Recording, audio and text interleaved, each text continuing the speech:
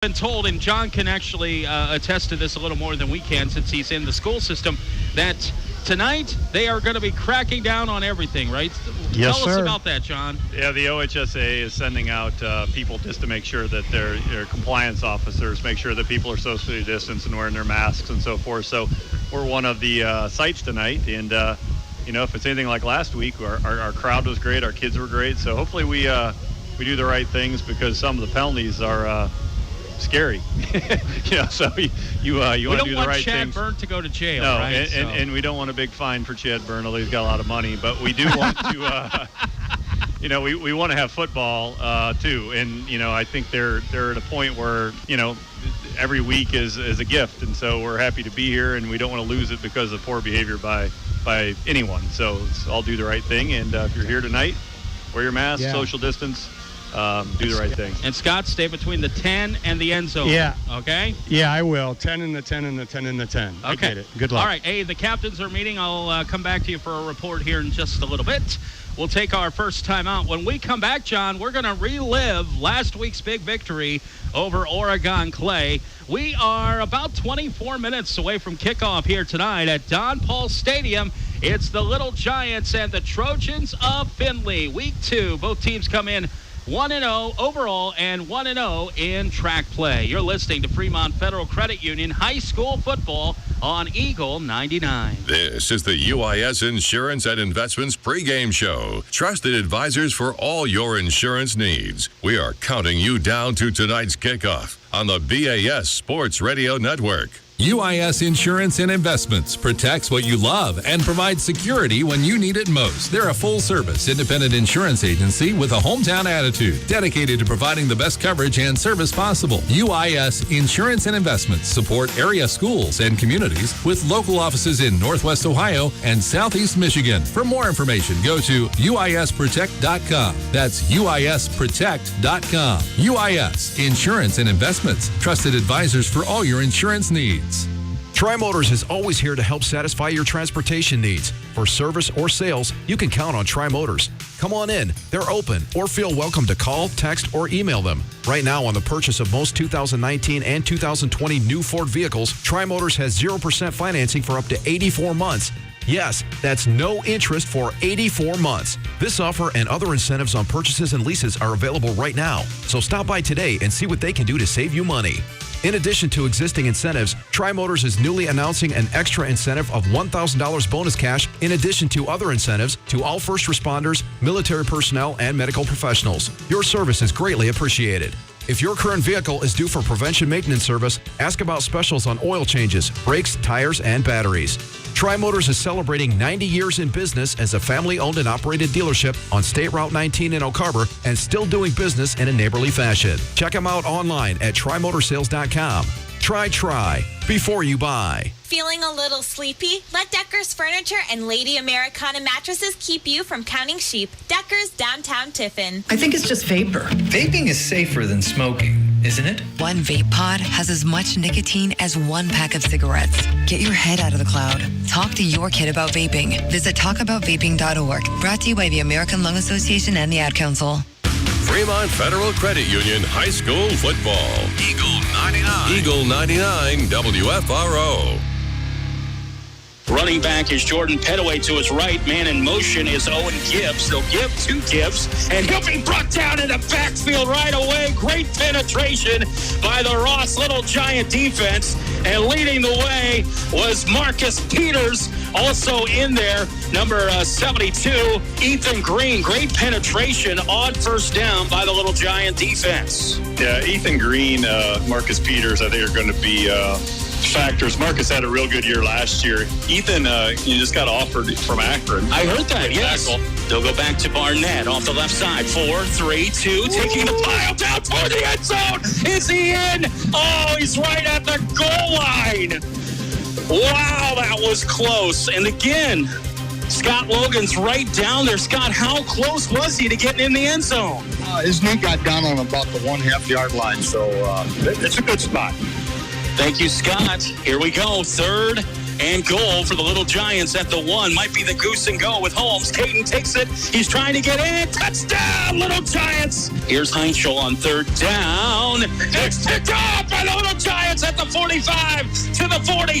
He's got running room up the middle. It's going to go. 20, 10, 5, touchdown. Little Giants on the pick 6. And the Little Giants take the lead with 6:53 to play. Elijah Alejandro. Here's Holmes. He'll keep it right up the middle. He's to the 30. He kicks out. 20, 15, 10, 5, touchdown, Ross. 42 yards for Caden Holmes right up the middle. Great play. First carry for Caden, and it's a Ross touchdown. And the lead is back to the purple and white. Logues called it earlier that he can run the football, and he did.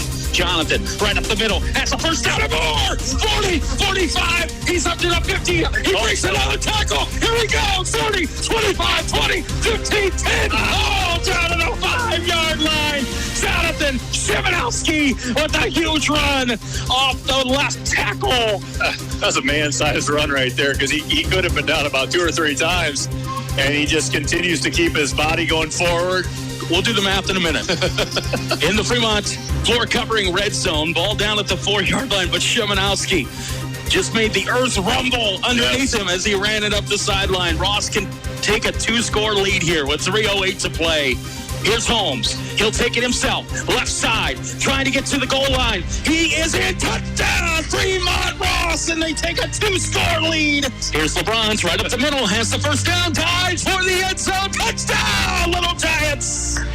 And Ross takes, get this, a 3-touchdown lead. Let's go down to the sideline. And Scott Logan, we'll talk more about what we were talking about in a second. Scott, go ahead. Okay, I'm joined now with Coach Long. Congratulations. A little, like I said, night and day from the first half to the second half. The kids buckled up. Well, I told you, we didn't play good football in the first half, and it wasn't us. And I know we're a fast and exciting team on the offensive side, and defense got at it. You know, we buckled down. We switched a little bit in the secondary coverage-wise, and we were able to give the quarterback a little bit of fit.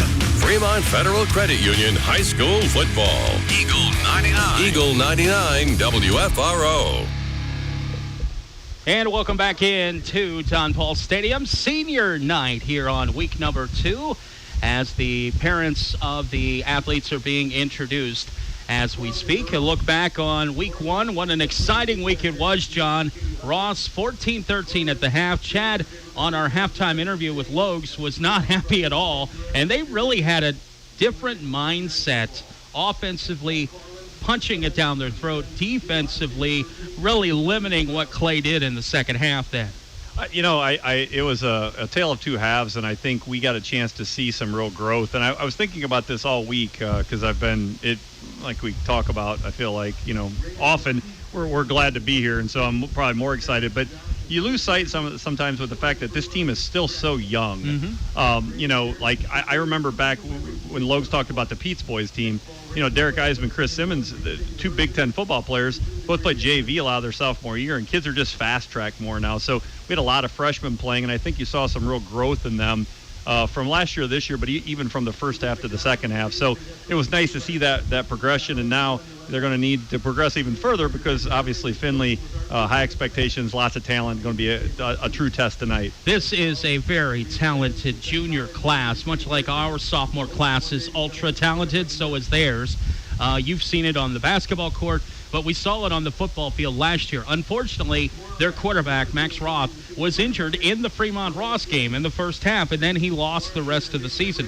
But boy, did he start out well last week, John. He put on a show in their win over Whitmer. He ran for over 100 yards, and, of course, he chucked it for over 100 yards as well.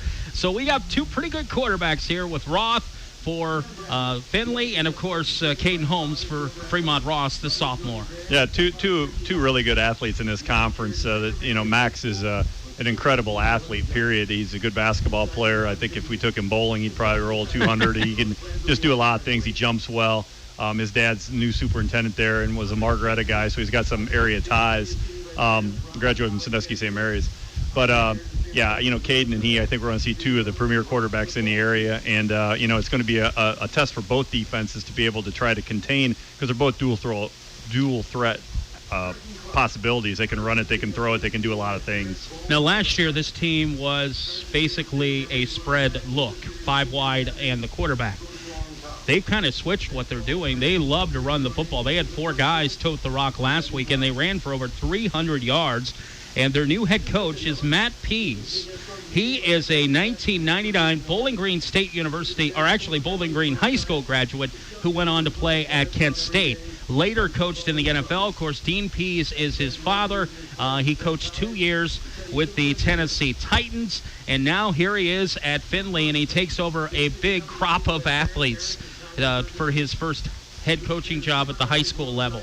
Yeah, it looks like they have a ton of enthusiasm in terms of numbers. I think they have 125 guys on the team or something like that, I was told. Well, if you look at their roster compared to our roster, you kind of need bifocals to read it. It's so small. Yeah. And ours is pretty big print, you know what I mean? So yeah, it's when you were talking about this rivalry before, Findlay was a rival when I played, and probably when Logs played too, but it's only a rivalry if both teams win, and we always won. Mm-hmm. I don't remember losing to Findlay a whole lot in football as a kid watching the teams play, and it's become a lot different in the last few years. Those games have been back and forth, which you talked about, and also the size of the towns. Findlay is continuing to grow, and Fremont's population is not what it was, when I went to school. So, they just have a lot more bodies to draw from over there than we do here now. But, I think it is for our kids because it's in the conference. It is the rivalry for our guys and our girls. And so, it'll be a fun test tonight. I know our guys talking to them this week at school are very excited, a lot of enthusiasm, and you should. They played good football last week. Hey, let's get Scott Logan's favorite memory of playing the Findlay Trojans, and then I'll ask you, I know you said you beat them all the time, but Scott, you have a favorite memory of playing the Trojans? Yeah, I do. Just so happened in it would have been 1980 when it was raining sideways, and at that time Findlay had an all-grass field. And when Coach Radloff come up to me tonight and he goes, "Hey, by the way, you're playing tight end." I looked at him and I was like, "What the hell's a tight end?" But we're going to be running a double tight, only because of the weather. And we were predominantly run the ball. We had Eric Bates running the ball and Jeff Kaiser and Clay Keim in the backfield. And we threw the ball maybe, I'm thinking, 4 or 5 times the whole game. And the nice thing is what it was is come week 9, when we were able to basically get at least a share of the Buckeye Conference, it was great down there because I believe the coach's name was Coach Jones at the time. Mm-hmm. And we just went in there and just drilled them. And it was just a lot of fun, and we didn't care. We were wet, messy, and nobody changed clothes like they do now probably at the half. Well, maybe not now because of COVID, but that's my biggest memory, at least capturing a portion of the Buckeye Conference crown on their turf. And it just rained like crazy, and I never got to touch the ball other than to punt it and other than to return it. That was it. All I know, I had to line up. You just said, "Hey, fire out the ball." You would assume soon enough they would figure it out. They're never going to run to Scott Logan's side at the tight end. They always ran the other way towards Sean Sims. So, but no, but they never did figure it out. We had some great kids back then there with Scott Manahan and them guys and everything, and some good, solid football, which I think you're going to get a chance to see tonight. And coach, and it does sound like, by the way, and then I'll get done, that I should be able to at least interview Chad at the beginning. So I'm not so sure at the half. But we'll see. Okay, since we're under strict guidelines here, but he's going to be in the end zone. And who won the toss, by the way? I did not see that, sir. Okay. But I will. I'll check on it. Okay, thanks, guys. John, real quick, your favorite memory of playing Findlay when you were a little giant? Without a doubt, we won all 4 years, but without a doubt, my favorite memory was my sophomore year. They were 8-0, and that would have been Eisman and Simmons and those guys the senior year. We went over there. They put us on the home side. Never understood why. The crowd stood, and they were nasty, like yelling, like almost like the dog pound. And Sean McCarthy made a 40-yard field goal at the buzzer, and we won. And it kind of clinched a league title for us and gave them their first loss. So it was a nice drive through Findlay because they had a lot of pride, a lot of people, great crowd. And Ryan Brandt and Troy Laird did a dance, which we found on film the next day. When you win a game like that, watching film on Saturday and Sunday is so much fun. So it was a heck of a win, and Sean lived right over on Rawson, and he had sign in his yard said Super Toe the next morning, making a 40-yard field goal at the buzzer. So the former Purdue Boilermaker, Sean McCarthy. All right, we're going to take a timeout and come back to Don Paul Stadium. Senior night, the Trojans of Findlay 1-0, and the 1-0 Fremont Ross Little Giants. We're back after this. It's Fremont Federal Credit Union High School football on Eagle 99. This is the UIS Insurance Advisors for all your insurance needs. We are counting you down to tonight's kickoff on the BAS Sports Radio Network. The car that you bought when you were 18. The house you turned into a home protects what you love and provides security when you need it most. As IS Insurance and Investments is able to design a custom policy that's unique to you and assures that all things. For more information, go to uisprotect.com. UIS Insurance and Investments. Trusted advisors for all your insurance needs. Are you getting a good, healthy night's sleep? If not, your mattress may be the problem. Right now, Vay & Son Furniture can solve that problem during our Sealy Labor Day mattress sale. Check out a huge selection of Sealy mattresses, including innerspring and hybrid construction types, with comfort choices from ultra firm to ultra plush and several firmness levels in between, all on sale. Right now, you can get a queen-size cushion firm mattress with Sealy Posturepedic technology for just $529.95.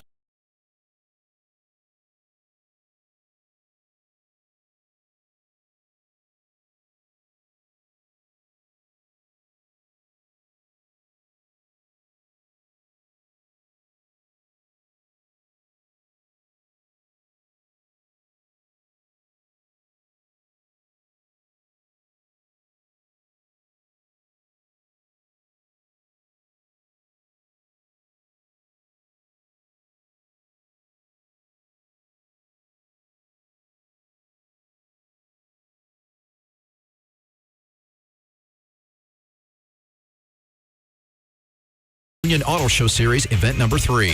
If you like variety, you'll love this auto show. That's right. Come to downtown Fremont and view cars of all makes and models, trucks, motorcycles, and more on Friday night, September 11th from 5 until 8 p.m. Enjoy vehicular variety, music, shopping, food, and more. See you at the auto show on September 11th. Think historic downtown Fremont. Shop, live, play.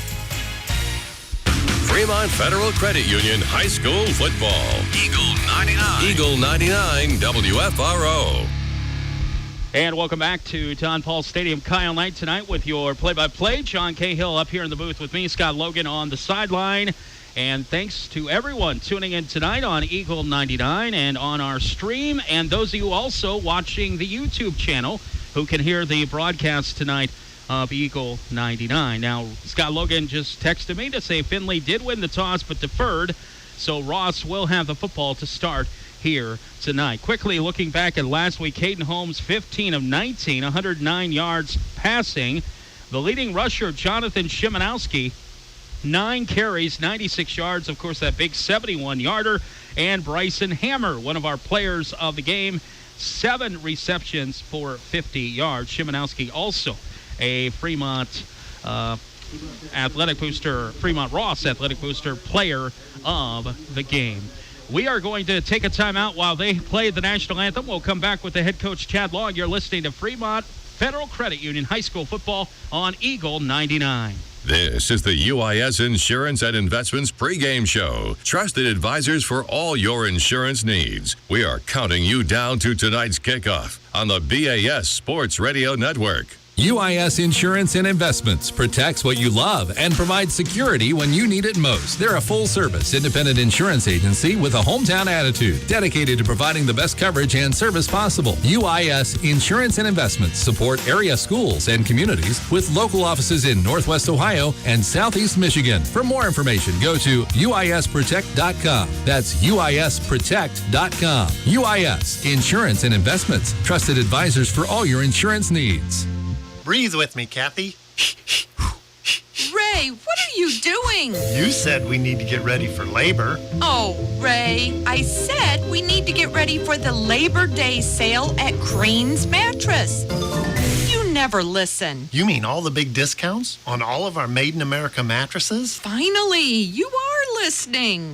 Stop in today to save big during the Labor Day mattress sale at Crane's Mattress. Or visit us online at cranesmattress.com. Hi, it's Eagle 99 and 92.1 The Wolf Sports Director Kyle Knight for Athletic Supply in downtown Fremont. When it comes to outfitting the sports staff here at the radio station, we go to Juan and Athletic Supply. Athletic Supply offers us affordable prices on shirts and pullovers and handles all the custom embroidery. No matter what your sports, football, basketball, baseball, soccer, or volleyball, you'll find the equipment and clothing you need to make you look good and play good. So get in the game at Athletic Supply in downtown Fremont. Grundy Drug is your convenient, caring neighborhood pharmacy. Fremont's only locally owned pharmacy supports the community you live and work in. They give back to the area with many things, such as this sports broadcast. Support your local independent pharmacy and businesses. Let's keep our community prospering by buying local. Along with your prescription needs, you can purchase cards and unusual gift items at great prices at Grundy Drug. A satellite postal station is offered also. Good luck, athletes. From the team at Grundy Drug on South Front Street in Fremont. Fremont Federal Credit Union High School Football.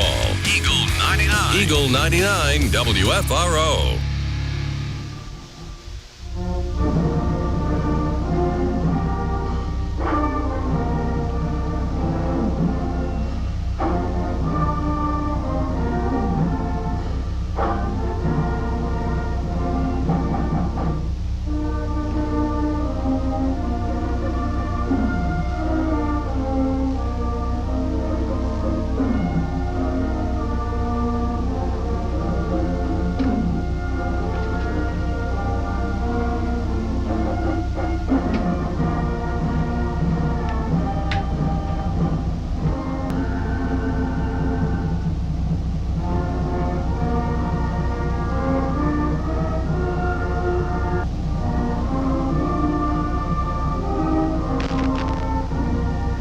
And there we have it, the playing of our national anthem here tonight at Don Paul Stadium as we get ready for the Findlay Trojans and the Ross Little Giants.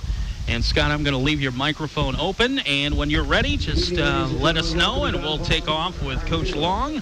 I can see you down there on about the 10-yard line, so about 3 minutes before kickoff here tonight. Crowd is a little sparse, John Cahill. Well, it so far it looks good in the crowd, though, and that's the fact that people sitting on the red here. So here comes Chad, so we're ready for Scott. Scott, take it away. Hey, Chad, week 2. Yep. Week 1's in the books. Tell us a little bit about the Findlay Trojans. They're big. They got a very big team, offensive line, a lot of great college prospects on both sides of the ball that they have. And basically, we got to play Fremont football. We got to be able to keep the pace going on the offensive side, and on defense, we got to cross key and tackle the quarterback and running backs. How was the week this week in practice? The kids uppity up after, actually, if you take what happened last week in the first half, wasn't a very good half. You weren't very happy. Yep. And obviously then they picked it like Little Giant football the second half. Yeah, we had a good week of practice. Really just getting down the fundamentals on the defensive side, being able to cross key, be able to tackle, just continue excelling on what we're doing offensively, running the ball and throwing the ball around with Caden Holmes. Is there anything that surprised you by at least getting a chance to look at film on Findlay? Size, and how well coached they are, how they push the defense around on the offensive side and on the defensive line. How it's going to be definitely one up front with our offense and defensive line. Okay, Chad, and good luck. Hey, just to let you guys know and everything, this is, to me, and if you think about it, this is like a statement game in Fremont. Mm-hmm. I mean, if we take care of business tonight, heads will turn in this league, that's for sure. But like Chad said, we got to take care of the football and so forth. But seriously, if Fremont comes out on top tonight, heads will turn in this conference, knowing what Findlay did last week to Whitmer. So this is an interesting thing. Just to think, guys, week 2 after this week, and then a third of the season's gone. I know. Pretty much on the record. There you go. And we head back to Lima again next week. So, all right, Scott Logan, that's a report brought to you by Frickers.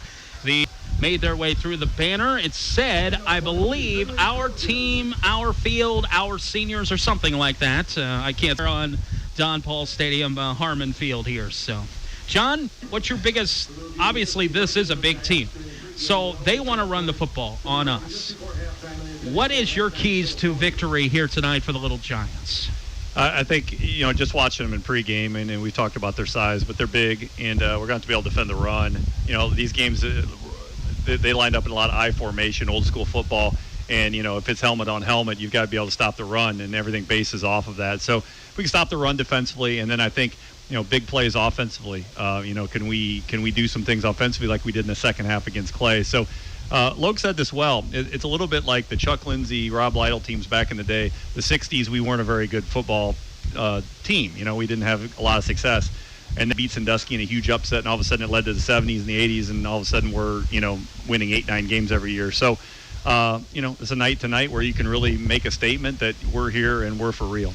Trace Robinson will kick it off. You're listening to WFRO FM Fremont Sandusky. Spencer Price, the deepest of the backs for Fremont Ross. Game time temperature brought to you by Holler Sheet Metal. 75 beautiful degrees tonight in Fremont. This is going to be a high, short kick. Spencer's going to have to take it off a bounce. Picks it up at the 20, 25. He's to the 30, up to the 35 to about the 36-yard line. Spencer Price for the Little Giants. Caden Holmes, sophomore quarterback, leading the team out onto the field. Good week for Caden in week number 1. He threw for 109 yards, also rushed the ball 10 times, 38 yards, and 3 touchdowns. We were talking last week during the lightning delay, touchdowns early and not having anybody to pick up the slack after he got injured last year, but Caden with 3 touchdowns. Obviously, LeBron's also had a touchdown and a pick 6, accounting for Ross's points last week in the win over Clay. Findlay, of course, a winner over Whitmer. High snap, ball's on the carpet. Caden picks it up. He's running out to the outside. He will not get back to the line of scrimmage and will be brought down about 2 yards back behind the line of scrimmage. So it's going to be 2nd and 12. We did see last week a couple of those high snaps, John. Yeah, we talked, that was one thing that, you want to correct. You want to make sure you can snap the football. And, Caden bails us out there. He collects the snap, not a turnover, and gets us back where we're still second and somewhat manageable. Second tackle there by the Findlay Trojans. Sam Wyrick on the tackle. Yeah, he played last year, and I'll tell you that the nose tackle, 97, Luke Montgomery, sophomore, 6'5", 265, is going to be a problem. Big kid, strong, and I know he's already getting some pretty big-time looks in college football. Empty here, 4 wide to the near side as they go to our right. 1 wide receiver to the top of the formation.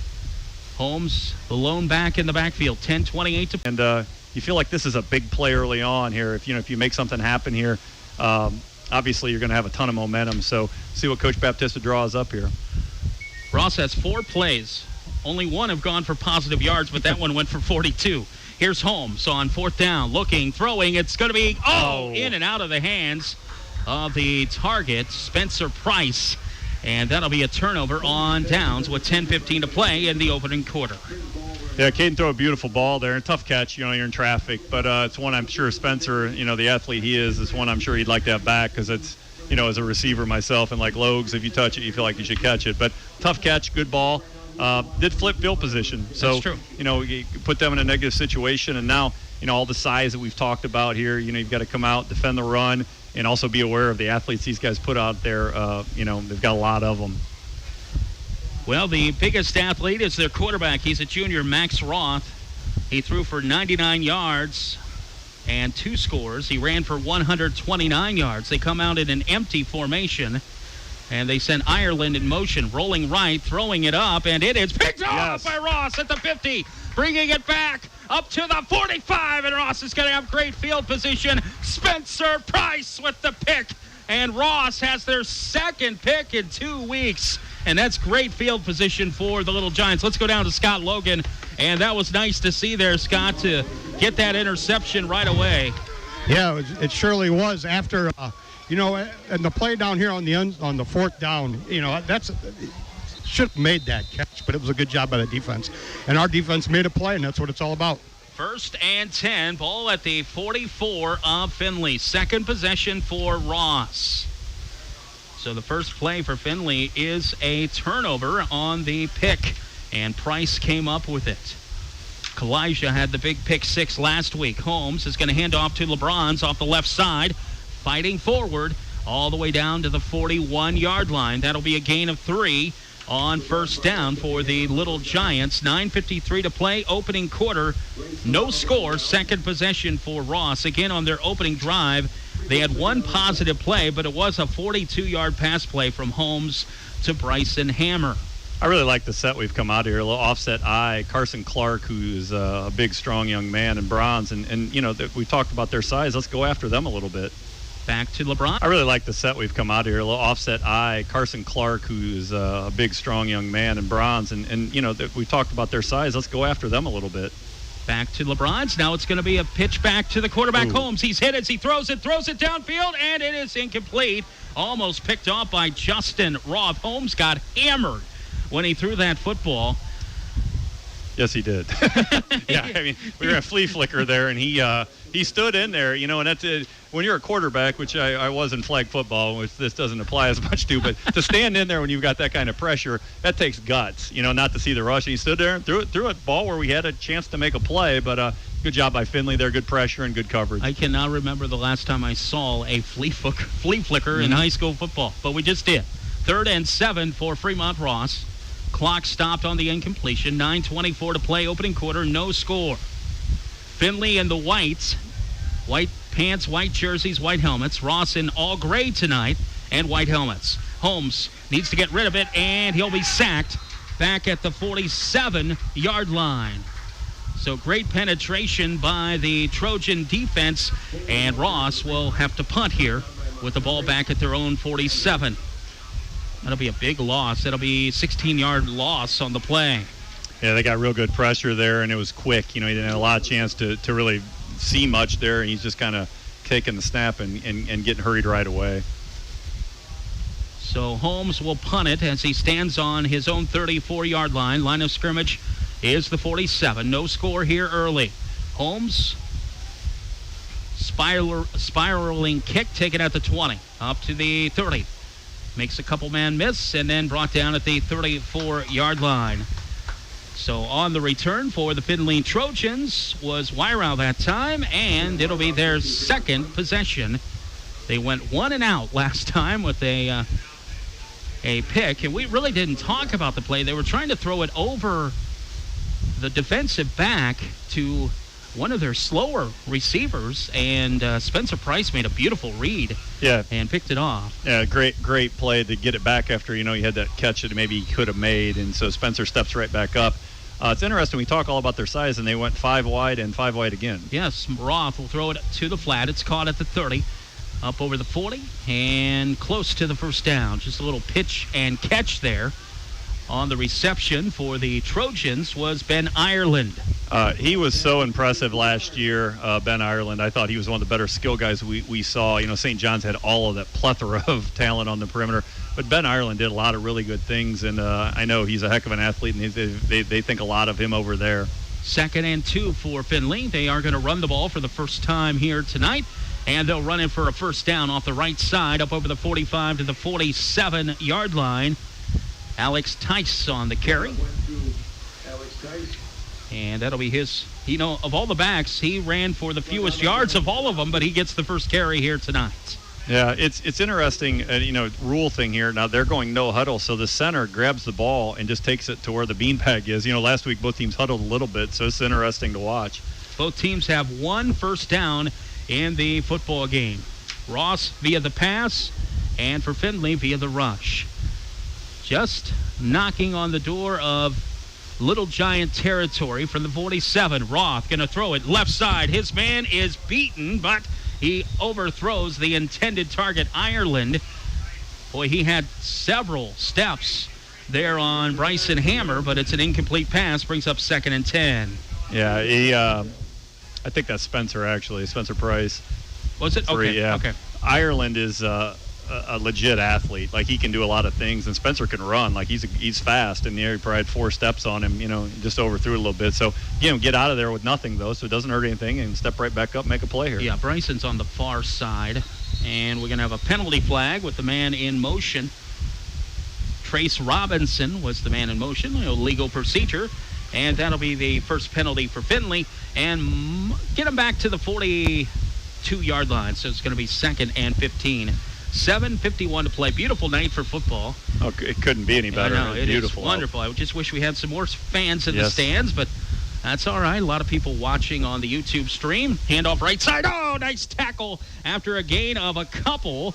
It'll be 3rd and long coming up here, but that was a great tackle, and I believe Kalisha was there to make the stop after a gain of 3. Alejandro.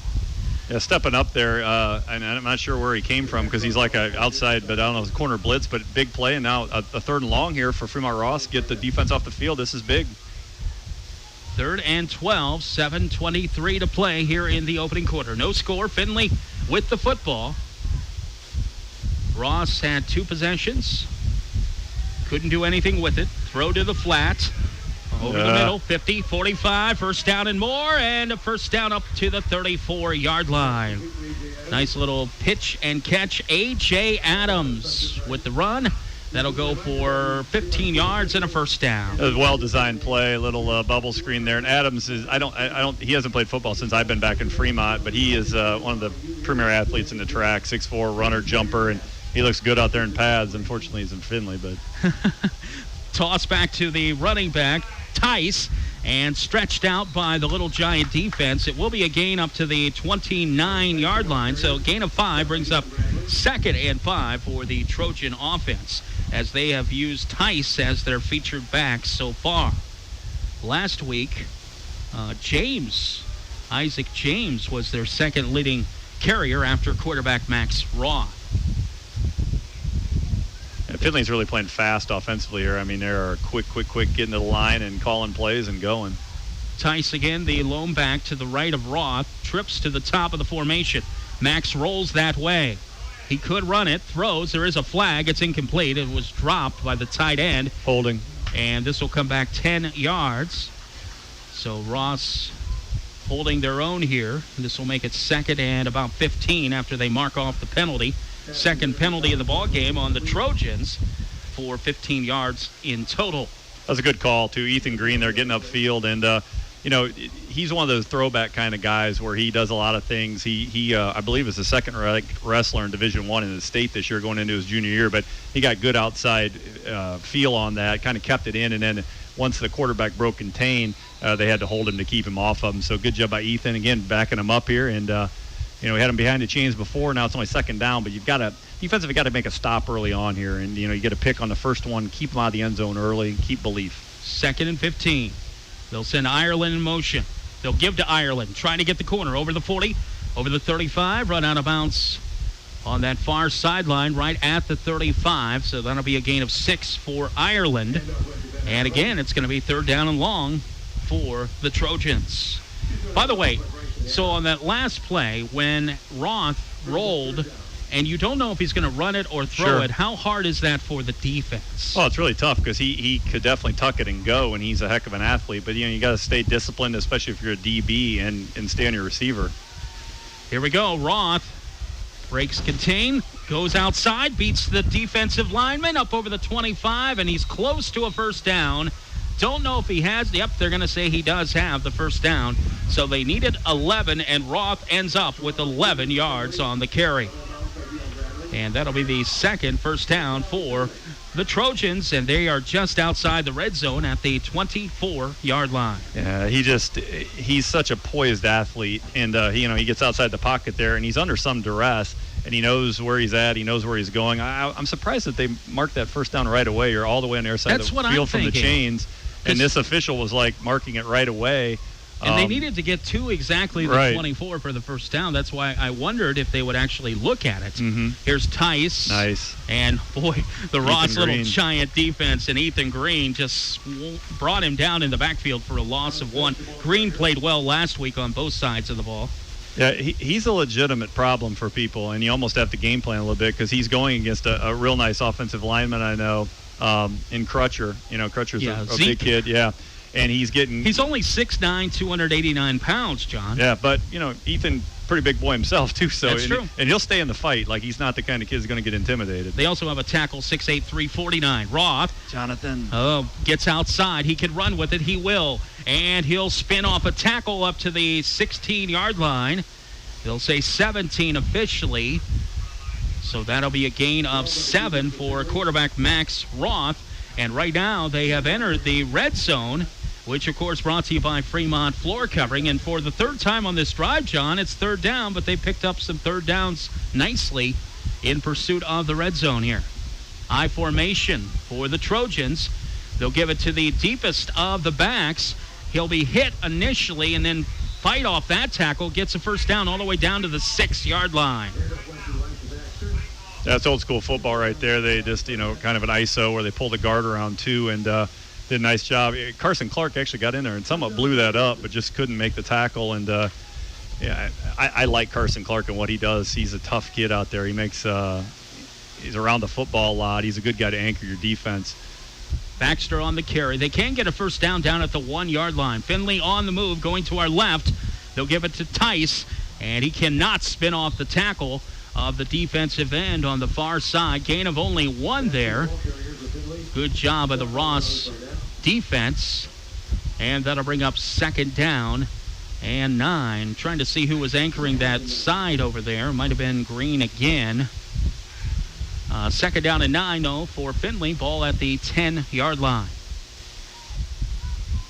They have so many weapons, you just don't know who's going to get the football. I'll be interested to do here because A.J. Adams can really jump, and he's out here kind of on an island with Spencer, so we'll see if they look to go here. Yeah, that's what they're doing. They're going to throw it to the corner, and it's incomplete. They overthrew the pass play, and Spencer Price, as John said, was in formation. That's going to bring up 3rd down and 9. Roth, by the way, has thrown the ball now 5 times. He's completed 3 of the 5 for a total of 33 yards. Actually, 2 of the 5 for 33 yards. Yeah, I think they had that. He just threw it over.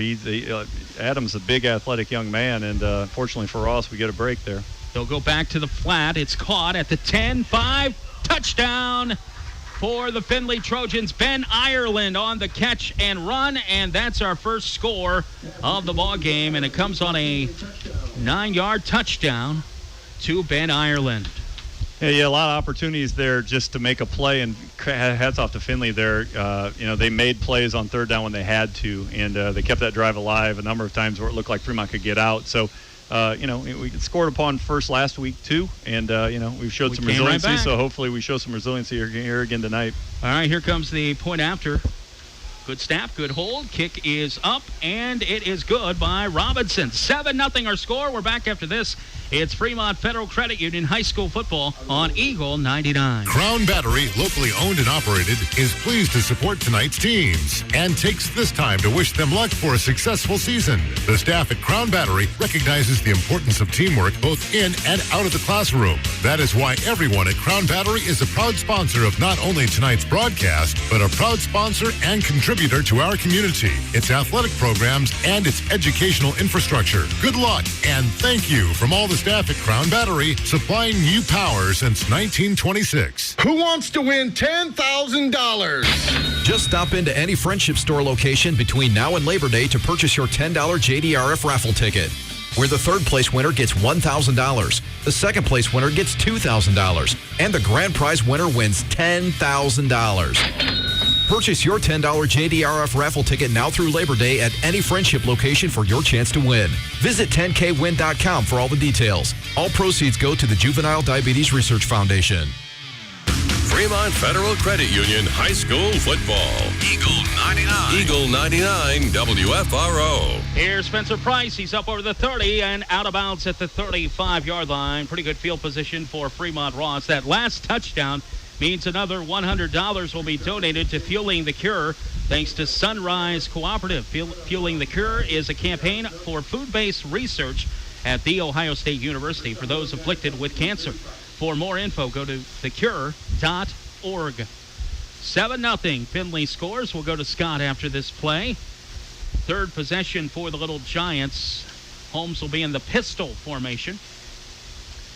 He'll have Szymanowski behind him. He's going to roll to his left, throws back to the near side. Here's Jonathan, 35-40, breaks another tackle, and he has a first down up around the 47-yard line. So Szymanowski picking up where he left off last week. Big play there. Scott, Ross had them in 3rd down a lot on that last drive. They just couldn't close the deal. Yeah, that's for sure. And a lot of times, there's a couple of them, there was missed tackles again also. That was a nice little play that they ran down here on the end zone. We just couldn't make the stop, but hopefully we just need to get into a flow. That's what we do. Here's Holmes. He'll keep it himself over the 50, 45, and up to the 44-yard line. We'll see a little of the athleticism of the sophomore quarterback there, Caden Holmes. So as his basketball coach, what does he do athletically that surprises you the most, John? I think just his poise. Like, he never gets real up or real down. I mean, he's a really good athlete. He can run and jump and skilled, but he just stays in the fight no matter what happens. And he's never going to get, like, psycho excited or too down. He just stays even keel and just makes plays. 2nd and 1 for the Little Giants. Third time tonight they are in Findlay territory. Pass to the flat, and this is not going to get the first down. In fact, it will go backwards. The ball was caught. Adam Horenchu on the far side, but he ends up losing about 5 yards. So not a great play. Horenchu, I thought if he just would have caught it and ran upfield, he might have had a yard or two, but he kind of went sideways and ended up going backwards. Yeah, I think he's trying to get outside container, maybe make a big play, and then, it didn't work out. So it puts us a little behind the sticks here. Third time tonight, though, we're in their territory on 3 consecutive drives. Have to come up with a first down, however. So 3rd down and 6 for the Little Giants. Ball at the 49. First down up over the 44. Holmes going to throw it to the flat. It's caught, and it's a first down. Anthony Van on the catch, and it will be a new set of downs for the purple and white. Good little pass play to Anthony Van. Yeah, just a little quick slant there, and, you get Boogie out in space. And, again, you threw the pass before to Wrench, who's a sophomore. Boogie Van's a sophomore, catching it from a sophomore, and Caden Holmes. So there's a lot of young guys out there. But, again, that's a big first down. Move the sticks and give us opportunities to keep playing football here on offense. Ball at the 41-yard line of Findlay. They lead at 7-0. 1:19 to play here in the opening quarter. Sun beginning to go behind the press box. Caught by Hammer, 40. Bryson, 35, and he's up to the 33-yard line. Gain of 7 for Bryson Hammer. Boy, he now has, are you ready for this, 9 catches on the season. 7 last week and 2 here tonight. We did things last week, statistically, we never did at all last year. For sure. And it's nice to see us move the football. Now we just got to put 6 on the board. Szymanowski, the lone back, trips to the top of the formation. 40 seconds remaining in the opening quarter. 7-0 Trojans. But Ross once again on the move. First down at about the 31. Holmes, pass to the flat, caught by Spencer Price at the 31. He'll be brought down right after he catches it. Nope, it is enough for a first down. Up to the 30. Gain of 4. That'll be the first connection for Price from Caden Holmes. And you like when you get the, Spencer, Anthony, anybody who are skill guys in space like that, because if they can catch and get settled, they have the opportunity to make somebody miss and go. It'll be interesting to see if Ross runs another play here. It doesn't look like they're going to. I think they're going to run this out, and they'll flip sides of the field, and that will be the end of the opening quarter here at Don Paul Stadium. Our score, Findlay 7, Fremont Ross 0. The Little Giants on the move. And we'll continue with Fremont Federal Credit Union High School football on Eagle 99. I'm Mike Green, president of the Fremont Ross Athletic Booster Club. Pick up your 20.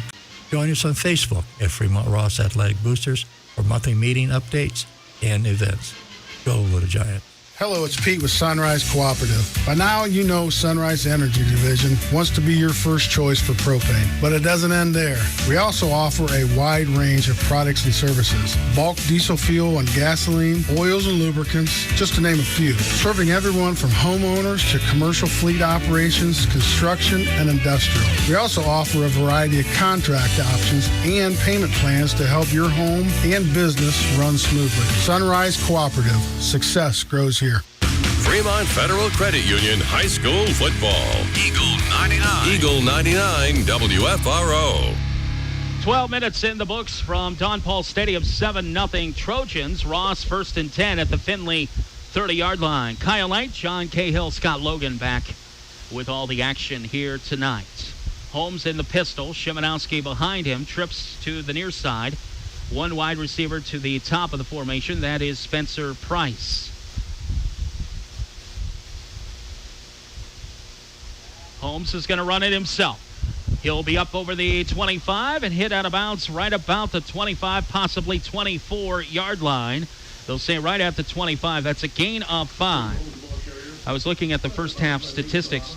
Holmes, after completing his first pass for 42 yards, missed on 4 consecutive. Now he's hit 5 straight. He's a total of 6 of 10 for 73 yards. Unfortunately, he was sacked twice. And running the ball before that carry, Ross has a total of -9 yards. Now we're up to -4. So here's Holmes on 2nd and 5. Throws to the flat, and it's dropped by Bryson Hammer. The ball was behind him and a little low, so incomplete there. Brings up 3rd down and 5.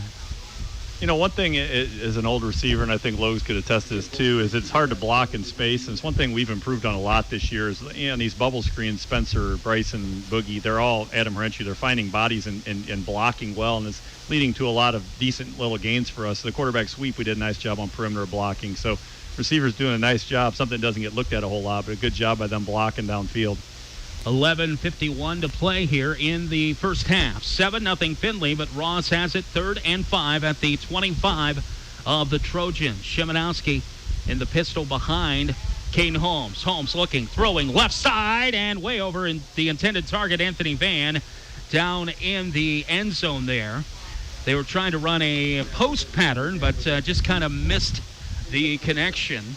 4th down and 5 here. Scott, you go for it here, or do you kick the field goal? Oh, no, you got to go for it. And I think if they roll Holmes out more with an option pass type thing, give him a choice, because I couldn't see his feet on that. You guys would have to question. I didn't know if he had a little happy feet on that throw or not, but I think if we can roll him out and give him an option of pass or run, we'll do okay. But I tell you what, guys, I haven't seen a ball yet thrown in the middle of the field. Correct. Everything's been from, the hashes and over to the sidelines on both sides, so we're going to have a timeout. Yeah, we'll keep it here, guys. 11:46. We'll keep your mic open. We'll just have a 3-way conversation here. Your thoughts on what Scott just said about throwing the ball over the middle as opposed to out in the flats? I like both things he said. I should write that down, that I agree with Logan twice here. But anytime I think you put athletes in space and give them an opportunity to run or throw like Caden, I think it's a good thing. And I think the middle of the field, there's opportunities there. We've had decent success throwing them, but maybe we look to it here. Maybe we're setting something up. So, you take a timeout, you get whatever your best play is here, hopefully on a 4th and 5, and, see what we can get in terms of what they're doing. I will say I'm really pleased overall with how we're moving the football right now. We just got to finish drives, and it's a difference. Findlay finished their drive, and we haven't so far. I like what Scott said about rolling Caden out to give him a run-pass option, because he is that kind of quarterback. All right, Scott, we'll see if you are correct on this play, okay? Sure. Let's see if we can get the first down. That's the biggest thing right now. 4th and 5 at the 25 of Findlay. Holmes fakes a quick count. Now they'll look over to Eddie Baptista on the sideline to get the new play. Here we go. Holmes fakes, throws, and it is caught. Yes, down at the 5-yard line. That is Anthony Van on the catch, and Ross will have it down to the 7-yard line. I thought that was going to get picked halfway there, and then Caden threaded the needle, and Boogie with a heck of a catch. That's a big-time play, and now 1st and goal. Again, can we capitalize? And I like this lineup. We went this a little bit last week with Clark and Szymanowski in the backfield. A lot of size. See, we pound the ball a little bit maybe. In the Fremont floor covering red zone, that one covered 18 yards. Holmes already near 100 yards passing. He's at 91 in the first quarter plus. Holmes with a long count here. They'll give to Szymanowski, but flags flying everywhere, and this will be a legal procedure. And by my count, which is not close to official, but that's the first penalty on Fremont Ross. All of our first downs, by the way, John, have come via the pass. Well, they throw more in a quarter than Logs' teams probably did all year. All year. Well, he told the story about playing in the driving rain at Findlay, so... All right, so Szymanowski will be the deep back. And then we'll have a fullback in on this formation, Carson Clark as well. Still in the pistol, but offset is Clark. They'll give to Szymanowski. He runs right into a brick wall and ends up with a gain of 1 down to the just inside the 11-yard line. So gain of 1 brings up 2nd and 9. Yeah, Findlay rotates a lot of guys in defensively on defensive line, and we're not as deep as they are, and so like Ethan Green's not going to leave the football field tonight where they're running bodies in. So good penetration there by Findlay. Ball at the 10, fake to Shimanowski, rolling right is Holmes, throws to the flat, caught at the 5, out of bounds right there. Bryson Hammer on the reception, gain of 6. 4 down territory here. 97 yards passing now for the sophomore, Caden Holmes. He did a nice job there faking, pulling it out, and then throwing a nice ball. And Bryson, he's an impressive receiver. I think he'll set a number of records here if everything goes well, the way he catches the football and is as steady as he is. 3rd down and 6. First down. Actually, it's going to be 3rd and goal. Yeah, because we had the penalty when we were right inside the 10. That's right. 3rd and goal here. Here's Holmes. He's going to keep it on the right side. Yep. Touchdown, Ross! Holmes, he stopped almost at the 1-yard line. I'm like, keep going, and he's in for the score. And Ross answers with a Caden Holmes 6-yard touchdown run. Well, they blocked that well. Caden just is so smart, but they blocked it well enough he didn't have to do a whole lot. Good call by Ed, and we've had good balance tonight.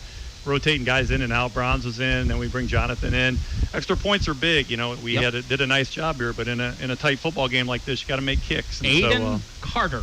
Yeah. He missed 1 last week. Actually, he made it, and then there was a penalty. So Carter's kick, and we jinxed him. Yeah. It is short. 7-6 our score. Ross answers. They trail by 1. It's Fremont Federal Credit Union High School football on Eagle 99. Hi, I'm Tony Camilleri, CEO of the Fremont Federal Credit Union. We are proud to again sponsor high school sports on Eagle 99, 92.1, The Wolf, and 100.9 Coast Country. Whether it's for the community we live in or guiding people with the biggest financial decisions of their lives, we believe in people helping people. If you live, work, worship, volunteer, or attend school in Sandusky, Ottawa, and parts of Seneca and Witt counties, you're eligible to join us. Investing in our communities and our youth are what we're all about. Visit us at fremontfcu.com. Membership eligibility required, federally insured by NCUA. Hi, it's Eagle 99 and 92.1 The Wolf Sports Director Kyle Knight for Athletic Supply in downtown Fremont. When it comes to outfitting the sports staff here at the radio station, we go to Juan and Athletic Supply. Athletic Supply offers us affordable prices on shirts and pullovers and handles all the custom embroidery. No matter what your sports, football, basketball, baseball, soccer, or volleyball, you'll find the equipment and clothing you need to make you look good and play good. So get in the game at Athletic Supply in downtown Fremont.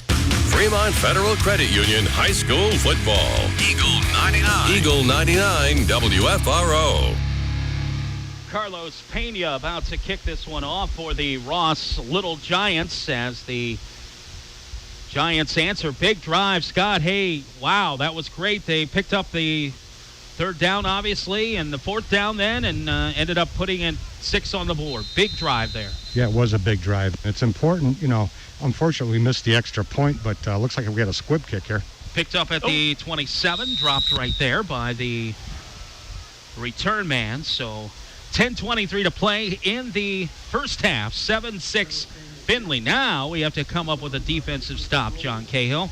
Yeah, I think one thing you're going to see here at some point is one of our defensive linemen are going to make a big play.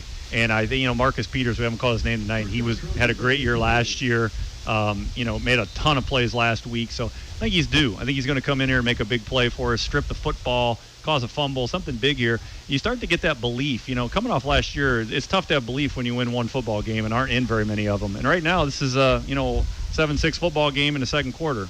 Here's Max Roth. He'll hand off to the running back and nowhere to go as Alex Tice is brought down just behind the line of scrimmage. So that'll bring up a loss of 1, make it 2nd down and 11. Tice has now carried the ball 5 times in the football game. That touchdown by Fremont Ross means another $100 donated by Sunrise Cooperative to Fueling the Cure. Every touchdown this year, $100 to Fueling the Cure from Sunrise Cooperative. 2nd and 11. Junior quarterback Max Roth. Big game last week. Threw for 99, ran for 129. He'll keep it right up the middle and nowhere to go to about the 30, and that's it. The Ross defense, great job there, wrapping him up. And bringing him down after a gain of 3. It's going to be third down. Now, third down's been a problem for the Ross defense so far in this football game. Yeah, this one, Carson Clark with a big play on first down there and then good penetration there. This one where you need a stop, and make them punt the football. And, then you really start to get some belief. You get a 3 and out, and you get the football right back, and you got a chance to really flip the script here a little bit. 9:06 to play. Roth is going to roll to the right. Throws, has a man wide open, caught at the 40, and up to the 43-yard line. So a nice little pitch and catch, and on the reception, Ben Ireland. Get used to that name. He's going to catch a lot of balls probably here tonight.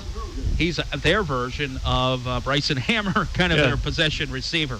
Yeah, if you're a receiver in this league, you want to wear 9, I think. That's a good number. Bryson wears 9, Ireland wears 9.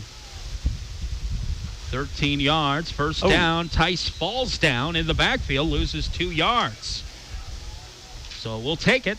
Brings up second down and 12. I think the turf monster got him there, John. We weren't set really there, and catch a break there, which, sometimes you need. And this game is, you can tell Coach Pease has really got these guys playing to the echo of the whistle, like they're really trying to extend blocks. Good football, nothing dirty, but they're just really, trying to get after it. So at the end of plays, this gets a little chippy because they're trying to, be physical, be tough. And so, you watch some of these guys trying to fight off blocks. It's a physical throwback football game. And, of course, the last time they visited Don Paul Stadium, they thought they had a victory in their grasp, led by 3 touchdowns. But Ross with an improbable comeback and ended up winning on a 2-point conversion late in the football game on what was, I think, the very first Pete's Boys night here at the stadium. Let's go down to Scott Logan on the Frickers sideline. Scott, kind of cut you off there because the possession started really quick, but a good answer by Ross. Now, the big thing is defensively, they've gotten Findlay in a lot of third downs. They just haven't been able to get them off the field. Yeah, that's correct. And the big thing is, like you said, number 9, they're not doing they're not doing anything super different. It's just a quick curl route, and he's sitting, and then he hits him. I mean, I think we got to tighten up a little bit, just a little bit. But, there again, we're just making sure that we don't get beat deep. I get it. But, like I've told you guys weeks in and week out, that these hitches, it's just a matter of time that they hitch and then someone's taking off down the sidelines. So whether they're setting that up, I don't know. But if we keep an eye on 9 and 11, I think we'll be okay. And then I see now they got, 1 or 2 tight ends? Yeah, they're both in. I think it looks like we're at double tight, too, so we'll see what happens. All right, thank you, Scott. Second down. They'll hand off left side, big running room right off that left guard and tackle, and it's near a first down. They needed 11, and it should be close to enough, and that was Isaac James who ends up running for the first down, and that is his second carry of the night. James, a junior, 6'1", 168 pounds, and they have entered the Ross side of the field. 7:57 to play, 7-6. Here's James again trying to get outside, and he'll have it up to the 41-yard line. So gain of 6 by James. They just went with a quick count there, John. Yeah, they like to play fast, and this is something I thought we would see coming in after, hearing so much about their size, that they're just going to try to lean on Fremont. They're a much bigger team, physically than we are. And they're doing a little bit of that right now. 2nd and 4, and Roth will keep it himself on the option there, and he gets close to the first down. I'm telling you, the official on this near side, these look very close to first downs, and he's just like, let's move the chains. He's done it for us, and he's done it for them as well. So. I wonder if this is a COVID thing, too, if the chains aren't allowed to come in as much, like maybe they're saying don't, because they did it for us the other time, too. Who knows? 1st and 10 at the 37. 7:13 to play in the first half. This has been a very quick-moving first half. Ross answered the Findlay score but missed the point after. Roth will roll to the far side of the field. This is a designed run, and he's up over the 30 and banged down at the 26-yard line. That's another first down, a gain of 11 for quarterback Max Roth. On what is his 5th carry of the game, he's now rushed for 36 yards. It's something you can't coach. He has such poise, and he reads his block. He waits. He does a nice job of setting that whole run up, and he's a good football player. Ross, by the way, lost the toss and received because Findlay deferred to the second half. Here's that quarterback option play. He can either give it to the back or keep it himself, and he decides to keep it himself. And he'll end up down right outside the red zone at about the 23-yard line, gain of 3 for Roth. What's the key to that, John? He's reading the defensive end, I believe, and seeing if the defensive end takes the fake, and if he takes the fake, he'll pull it out and take off. And this spread football is tough to defend. James up over the 20, continues to rumble up inside the 15, and finally brought down at the 14-yard line. That's a gain of 9. And Findlay back in the red zone, brought to you by Fremont Floor Cover. They're just hammering the ball down the field right now on the Little Giant defense. James, the featured back. If I'm a football coach and I can do this, I do it every play until they stop it. And I'm a receiver at heart, and I love to throw it around. But if you can just run the ball and run through people, not only are you gaining yards, but it's also, I think, deflating, for the defense that you kind of know what's coming and you still can't stop it. So, again, we've got a situation here short in the field. This is where, your defense got to pin their ears, hold them to a field goal, get a stop, get a turnover, make a big play. First and goal at the 9. Findlay leading at 7-6. Timeout on the field. And Findlay using another timeout. This will be their second first down they've used tonight. Thanks to our sponsors, Fremont Federal Credit Union, UIS Insurance and Investments, Frozone,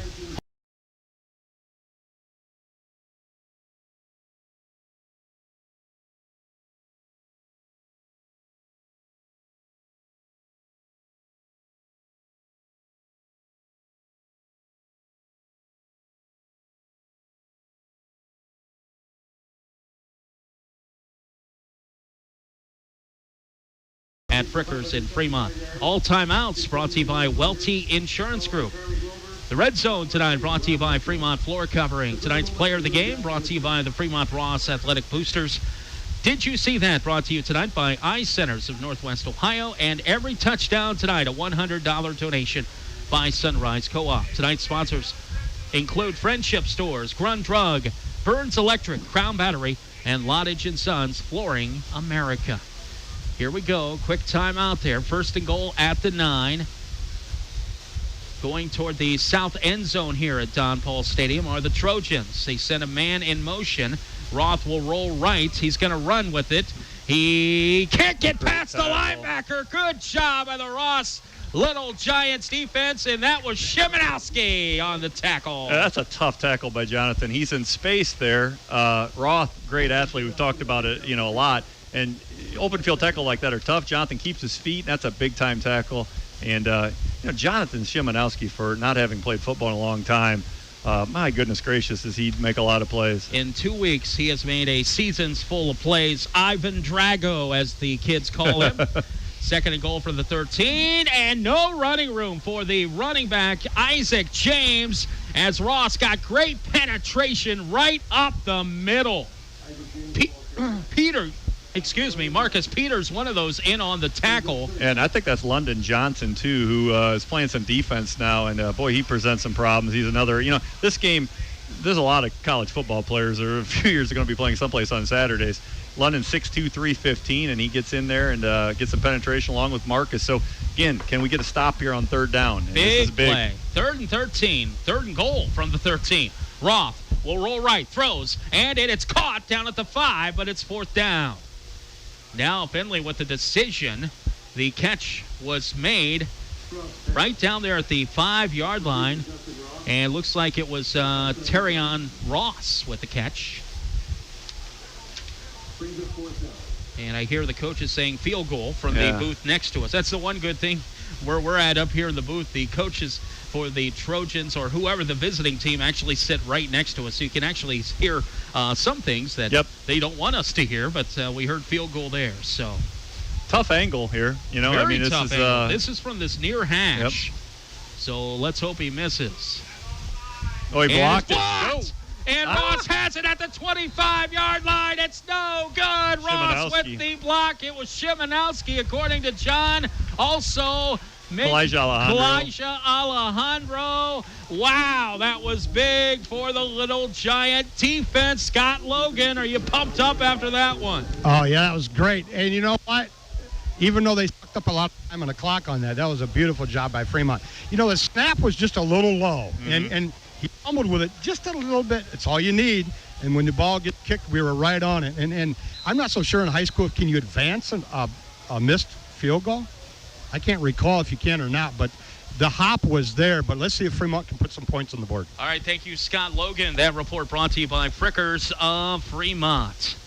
Big stop by the Ross Little Giant defense as Findlay knocking on the door. They miss a field goal from a very tough angle. Here's Holmes. He's going to take it himself.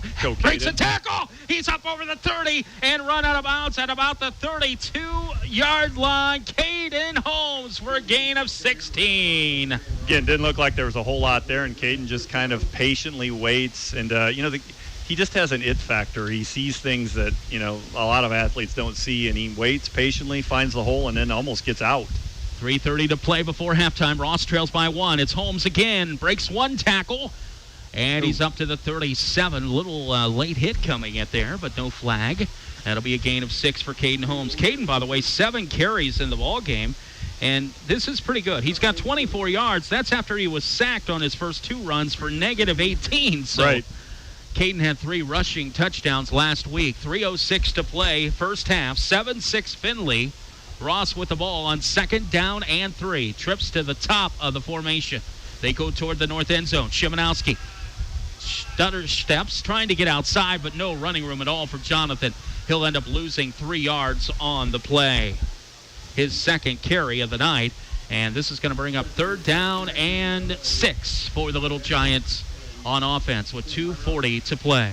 Yeah, and you've had some good success here. I think this for us is a big 3rd down. If you can pick this up, you have a chance to drive. I would want to give the ball back to Findlay with their athletes with 2-something left here. That's what I'm thinking. Plus, they get the ball to start the second half. Right. So we definitely, this is a big 3rd down here we want to pick up.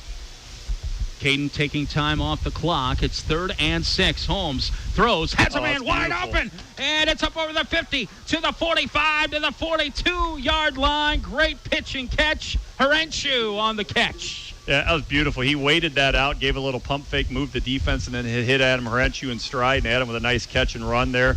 And again, that's a big, and now you got an opportunity 2 minutes to go that you can think points now, not just, get a first down and try to not give them the ball back. Every drive for Ross has ended up in Findlay territory at some point tonight.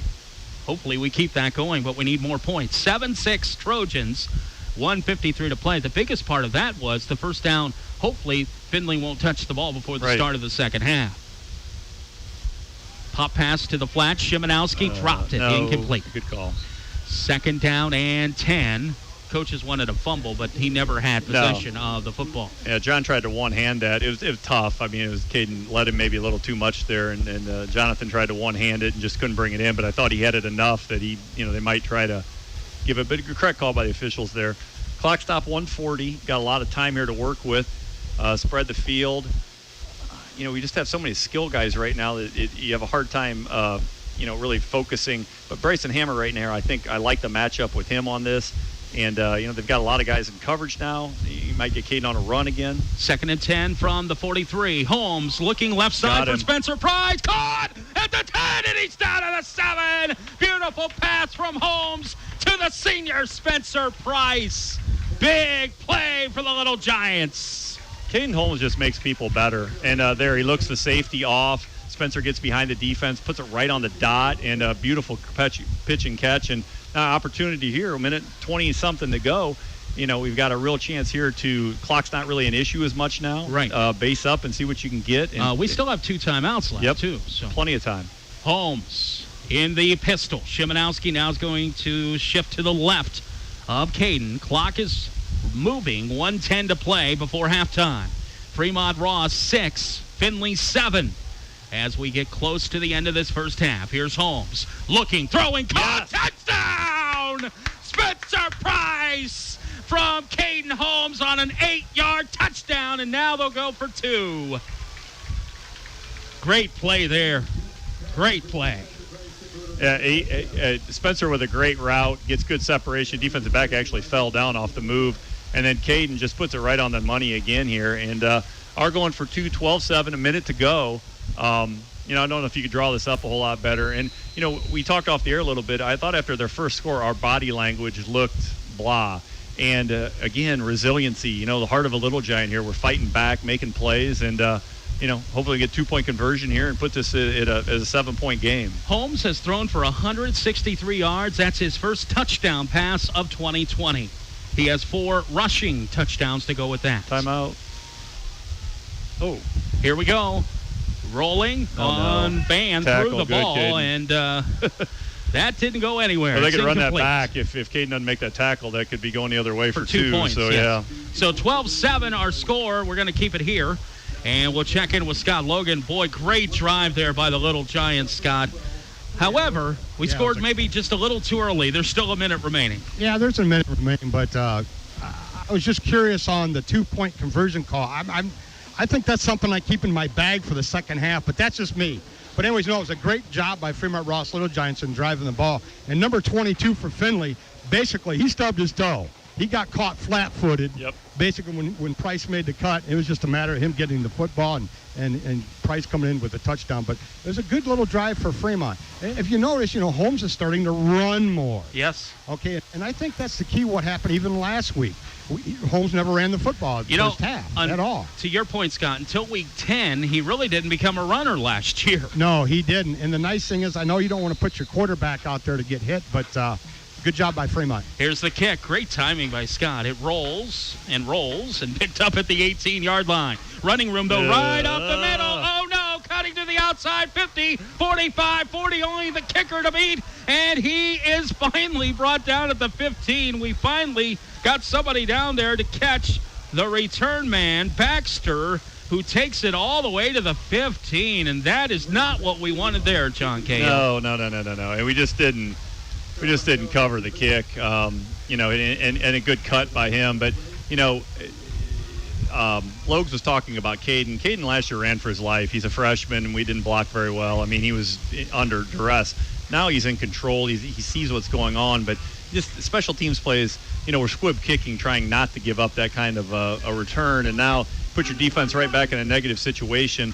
It's a fun football game. It is. Last year we spent a lot of time talking about whatever because, the games were not like this. And so this is enjoyable as a Fremont fan to watch our kids compete. And, can we make a stop here, again, off of a negative play? And, 12-7 Fremont Ross leads, but Findlay has the ball down at the 8-yard line. Here's Max Roth rolling right. He's going to run with it. 10-5, dives, and he's outside the end zone at about the 1 or 2 yard line.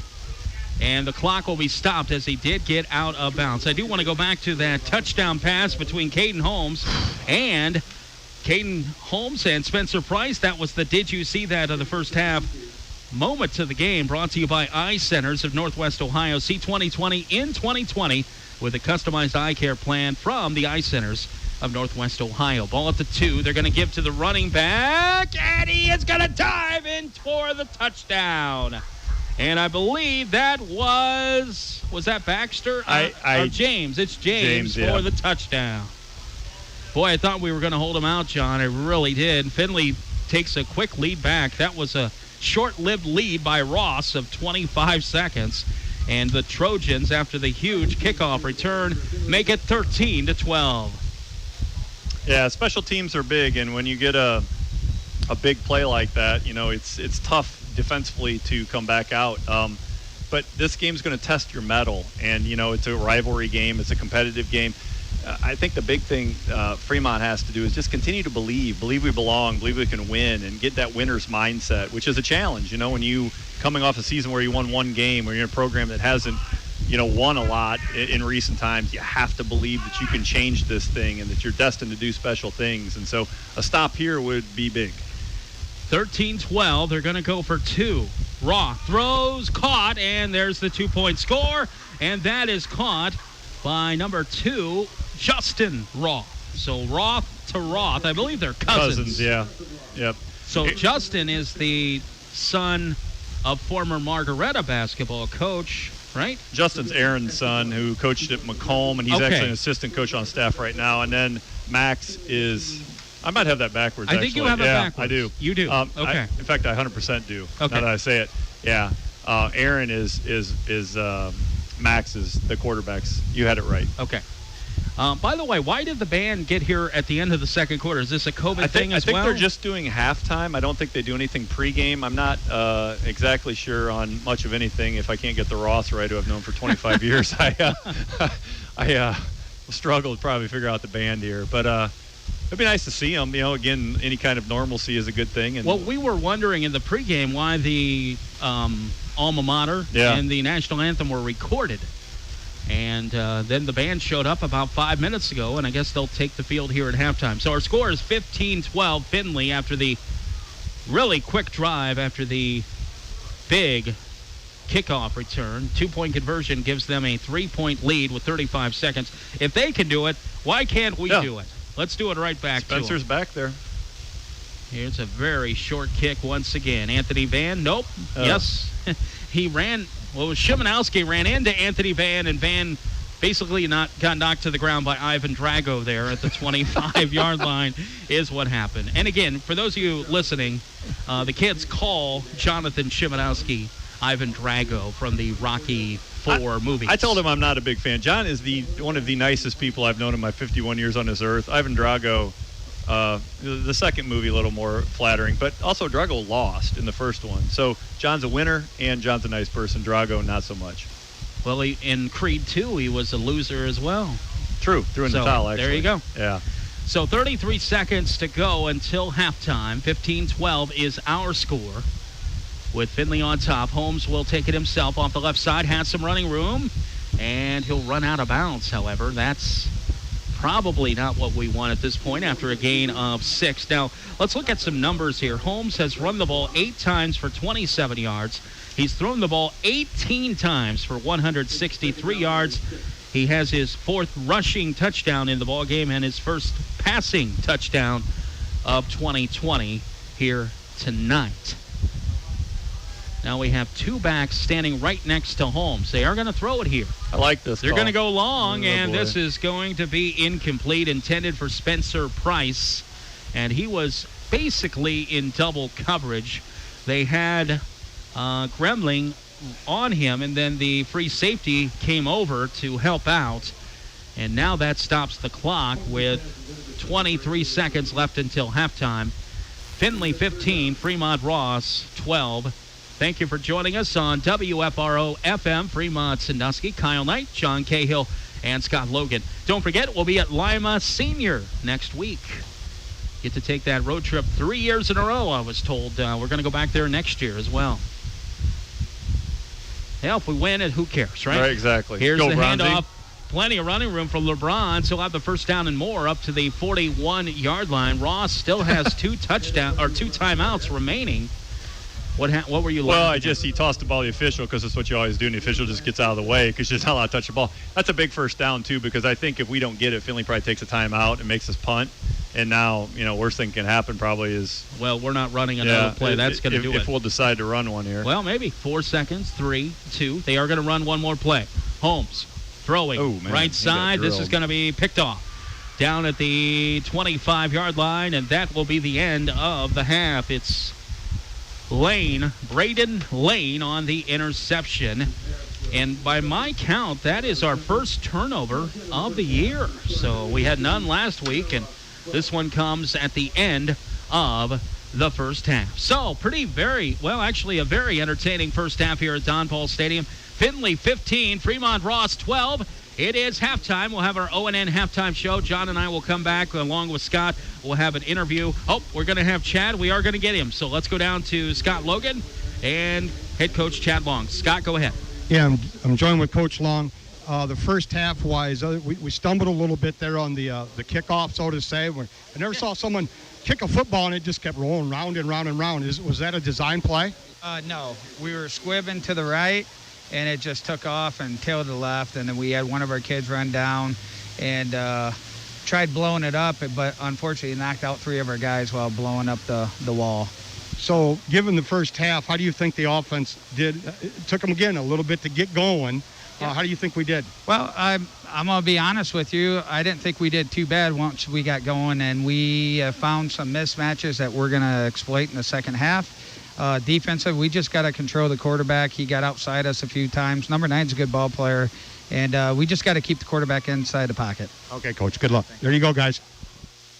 All right, thank you, Scott. That will take us to halftime here at Don Paul Stadium. Findlay 15 and Fremont Ross 12. You're listening to Fremont Federal Credit Union High School Football on Eagle 99. Stay tuned. The O&N halftime show is coming up. Frickers has just what you want, everyday values. Monday, boneless frickin' chicken wings. Tuesday, traditional frickin' chicken wings. Wednesday, steak day at Frickers. Thursday, frickin' chicken chunks. Whether it's dine-in, carry-out, delivery, or order online at frickers.com.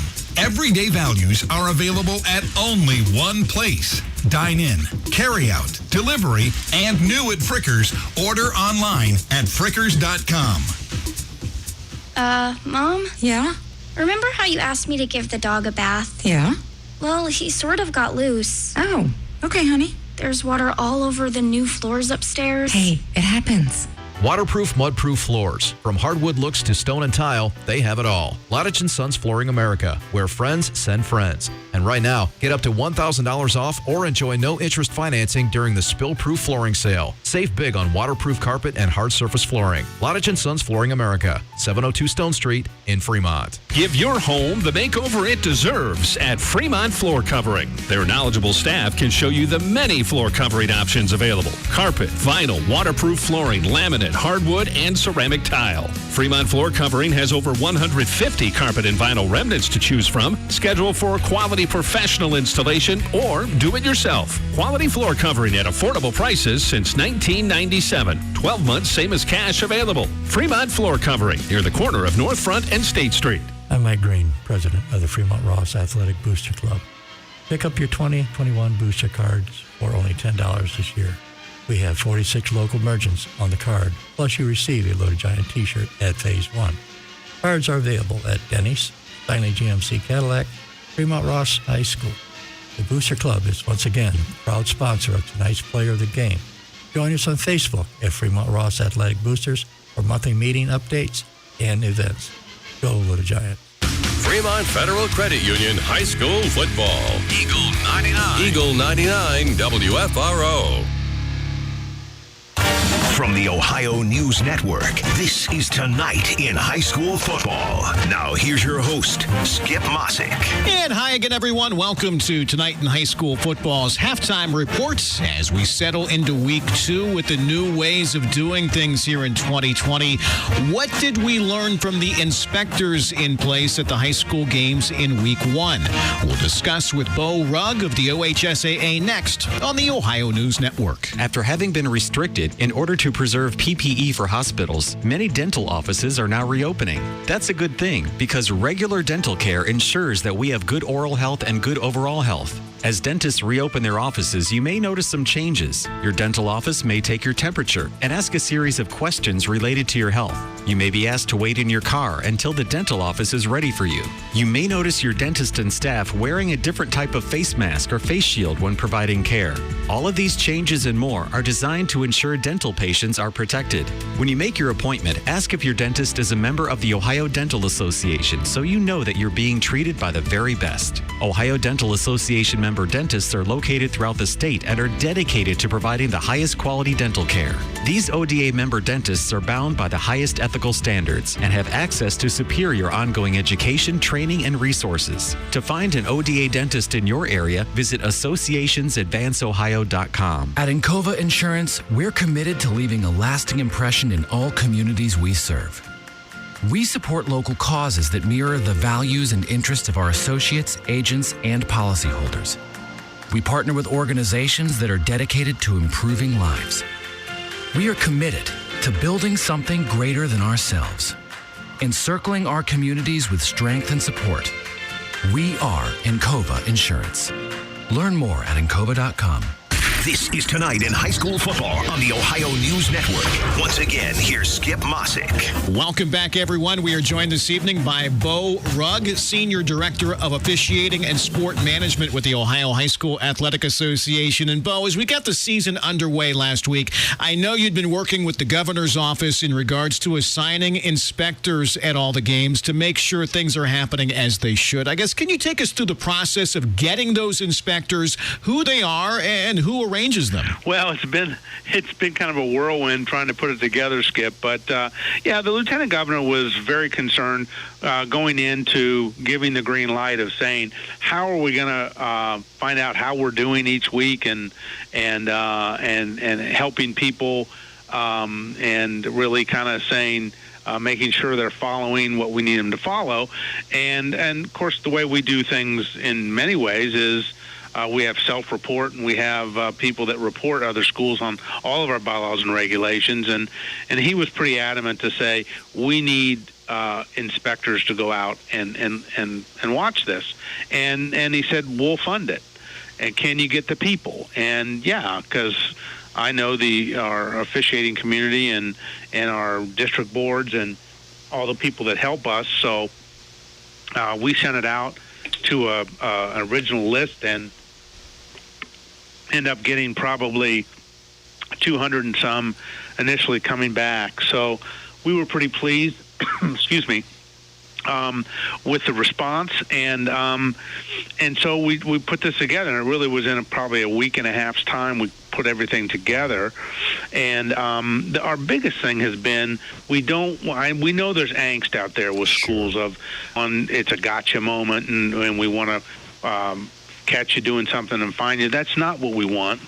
We've said from the start with our training, with our observers and everybody to say, we want to help the schools. We want to identify, help them, give a lot of examples of what's gone right and what hasn't, and probably just giving them the assistance they need. And our schools have worked incredibly hard to put together contests under these guidelines, and they've really done a great job. Bo, we went into last week assuming there'd be a couple of non-intentional mistakes that would need to be corrected. What was the most common thing that needed to be addressed as we headed here into week 2? Well, we think the most common is probably just something that they didn't probably understand fully is in football, players on the sideline.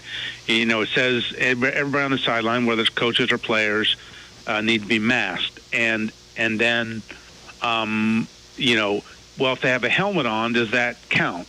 And it really doesn't. You also need the mask, whether you have the helmet or not, unless, of course, you have the splash shield, which not very many have. We have to clarify that.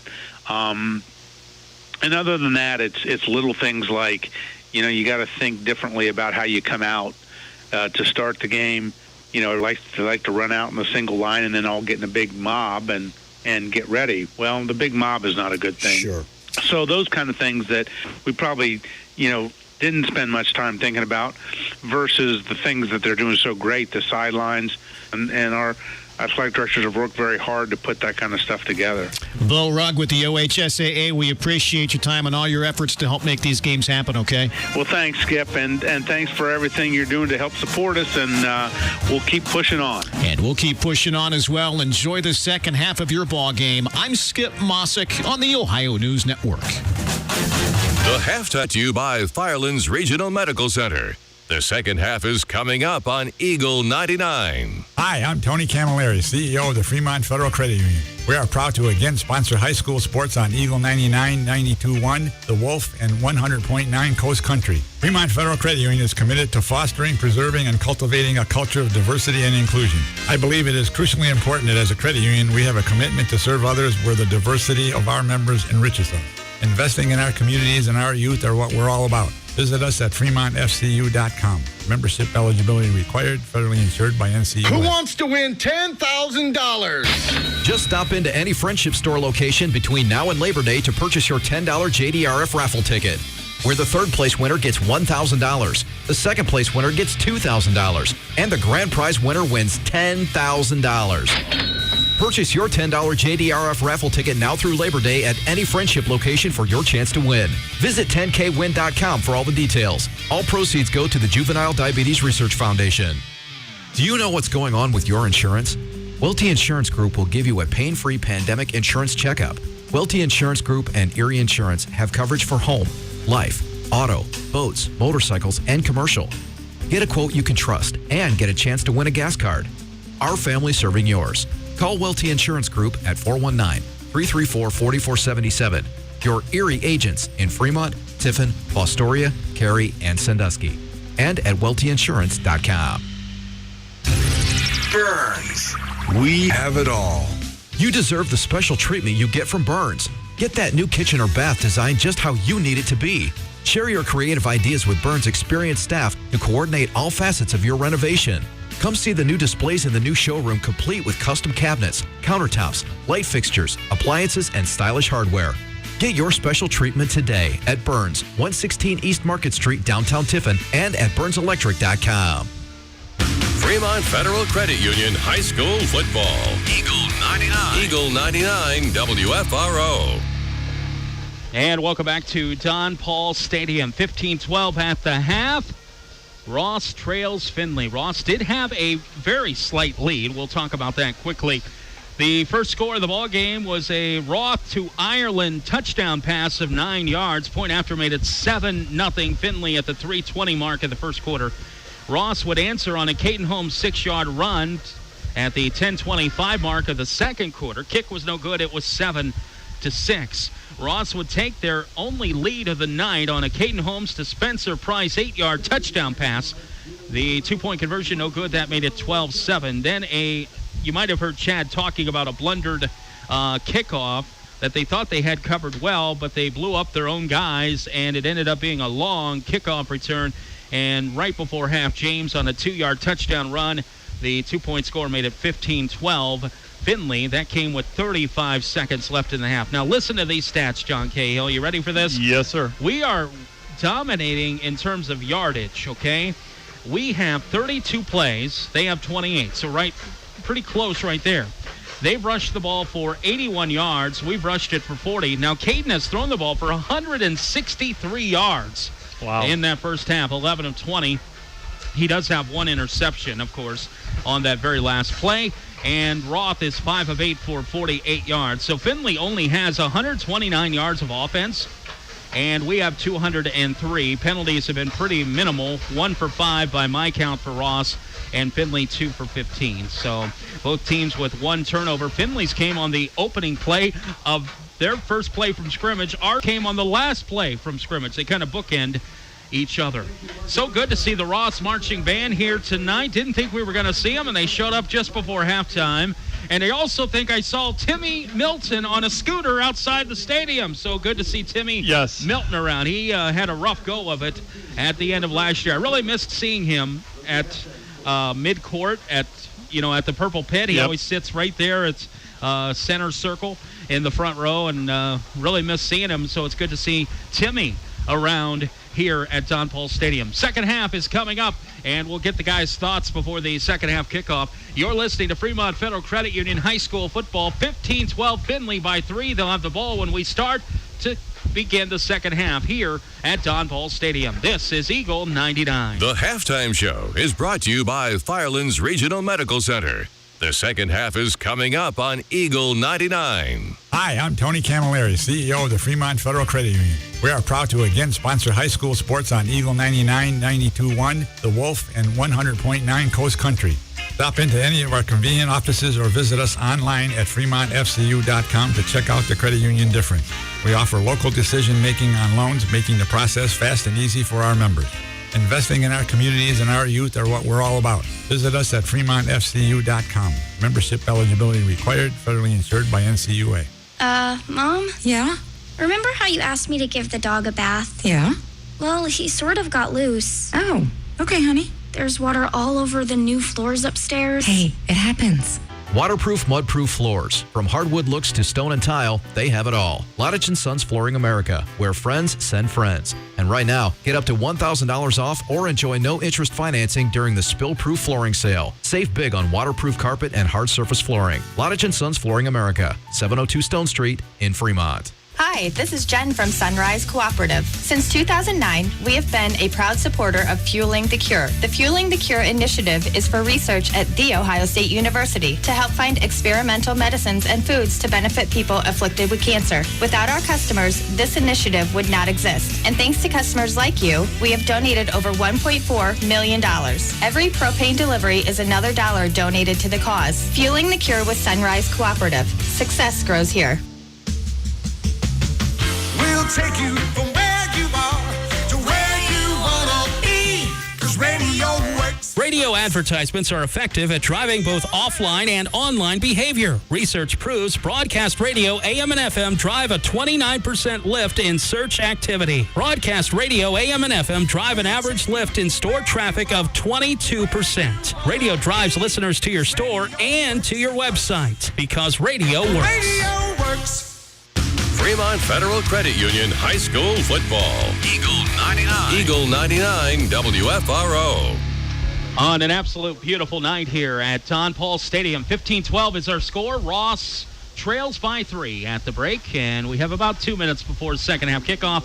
So let's get your guys' thoughts on the second half. We'll start with Scott Logan down on the sideline. Scott, what's your thoughts as we head into the second 24 minutes of football?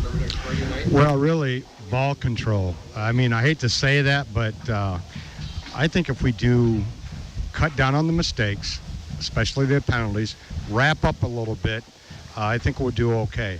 With Fremont, it'd be kind of interesting to see if they come out with the same attitude that they did last week, you know, where we had 3 possessions and all of a sudden we had 3 scores. So it's important that we ball control, try to keep them obviously off the field, and see if we can't use a little clock like Findlay did. I don't know if you heard my halftime numbers. We have 200 yards of offense.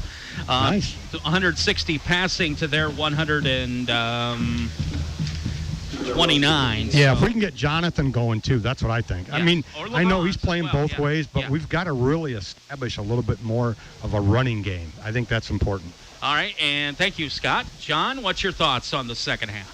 I think big plays are going to be big. I actually really believe that this first drive is massive. You know, Findlay takes the ball and goes down the field and scores. You know, it presents a real challenge. And, again, we've shown through a game and a half some resiliency. But anytime you can run the football, whether you're either team, if you can just line up and here we go, you know, and be pound a little bit, I think it sets a sense of message to the other team. It's deflating a little bit defensively. So I agree, you know, Bronzy, Jonathan, I think if we can establish a run, and not just Caden running the football, you know, do a little bit of between the tackles. But I think this first drive is going to say a lot about who's going to win this football game. Well, Caden had 27 rushing yards, and that included 16 negative yards on sacks. Shimanowski 1 yards. LeBron's had 3 for 10. Here's some scores. St. John's 21, Central Catholic 21. Ooh. Wow. Clay 10, Lima Senior 8. Clyde leading Perkins 28-7. Port Clinton 8, Edison nothing. Wow. What else we have? Bellevue leading Norwalk on 92-1 the Wolf tonight, 14-6. Columbian 27, Sandusky 8. Boy, I wish we played them this year. Lakota 20. We might. Oh, we were talking about Lakota, right? Yep. They're beating Margaretta 20-0 at the half. Genoa 6, Woodmore nothing. Huron 28, Willard nothing. Whitmer trailing St. Francis 17-0 at the half. Here we go. Pena to kick it off for the Little Giants, and this one's probably going to get to the end zone, and it will, so I will keep going with football scores here. Oak Harbor 22, Vermilion nothing. Gibsonburg will play Monday at 4. In their game with Hopewell Loudon. I think that's really cool, by the way, too, that these ADs and teams are so creative with what's being thrown at them. You know, they want to play football. You know, even when talking to Chad last week during our game, that they're willing to try to play Sandusky depending on what happens with playoffs and so forth. So hats off to ADs because, holy cow, they've been throwing a lot of curveballs throughout this. I understand the athletic office phone was ringing off the hook today. Here we go. Findlay, 1st and 10. They'll give it off to the running back. No running room right up the middle. A minimal gain. And that will go for about 2 on 1st down. And Tice, back to Tice again. Tice ran the ball to begin the game, and then James toted the rock at the end of that first half. And that makes it 2nd and 8. 11:38 to play. If you're just joining us, third quarter, Findlay 15, Ross 12. Ross held a 12-7 lead very briefly, but a long kickoff return set Findlay up in the red zone. And they punched it in before half and added the 2-point score, and they lead by 3 here. Findlay with the ball, 2nd and 8. They fake the run to Tice. Quarterback Roth will keep it himself, has the first down up over the 30, and he's to the 31-yard line. Great athlete there, Max Roth. He'll go for 9 yards, and they'll move the sticks. He has run the ball, John, 44 yards on 8 carries. He does a really nice job of reading that. And then Carson Clark in the middle for us, he's a fun football player to watch. And there, he made the right read, just couldn't get off the block. But first down makes a great tackle. So first down for Findlay. Like I said, I think it's a really big drive. It'd be really good if we could make a big play of some kind defensively, get the football back. Man in motion. They'll hand off to the deep back, Tice. And he'll run it up to the 35-yard line. Line of scrimmage was the 31, so that's a gain of 4 for the Findlay Trojans and brings up 2nd down and 6. Nothing fancy here. You know, this team ran for 300 yards on Whitmer last week in the first half. They ran the ball more effectively than they threw the ball, but still only had 40 yards rushing in the first half. So, yeah, I mean, they can line up and play smash mouth football, and that's kind of what they're doing. And then when you have Adams on the perimeter, you've got some chances for big plays. Right side with the football up to the 38-yard line. Going to be 3rd down. Now, this was a big problem for us defensively in the first half, getting off the field on 3rd down. Yeah, and these 3rd and 3s, you just have so many opportunities to have him pull the football out, Roth, and then make some decisions on the perimeter. They could still play smash mouth. And obviously with Iron and Adams, you've got 2 big-time playmakers out on perimeter who you're almost right now getting straight man coverage on. So a lot of options. 3rd down, fake to James. Roth rolls near side. He can run. He will. Gets outside. Fumble! But it goes out of bounds. Ball went out of bounds at the 45-yard line. They got a little strip on it, but it was right near the sideline there. And for the little Giants, Szymanowski, I think, got his hand on it and knocked it out. But again, 3rd down, that turns into a 1st down for the Findlay Trojans. And they'll have it at the 45, their own 45, with 9:35 to play and a 3-point lead here over the little Giants. So 21-21 in the matchup of Central Catholic and St. John's. And here, 15-12. These are the battle of the unbeatens in the track. Right side, Roth going long, has a man caught at the 20. 15, 10, 5, Ben Ireland, touchdown. And that goes for 55 yards. Beautiful pass play from Roth to Ben Ireland. They're going to have a 2-score lead here with 9:26 to play in the 3rd quarter. Yeah, Ben Ireland is a legit problem, and I think whoever our DB is, it's hard right now because the purple and gray, especially on the far sideline, it's hard to read, but somebody went down, our defensive back there, with kind of either a cramp or some kind of an injury, and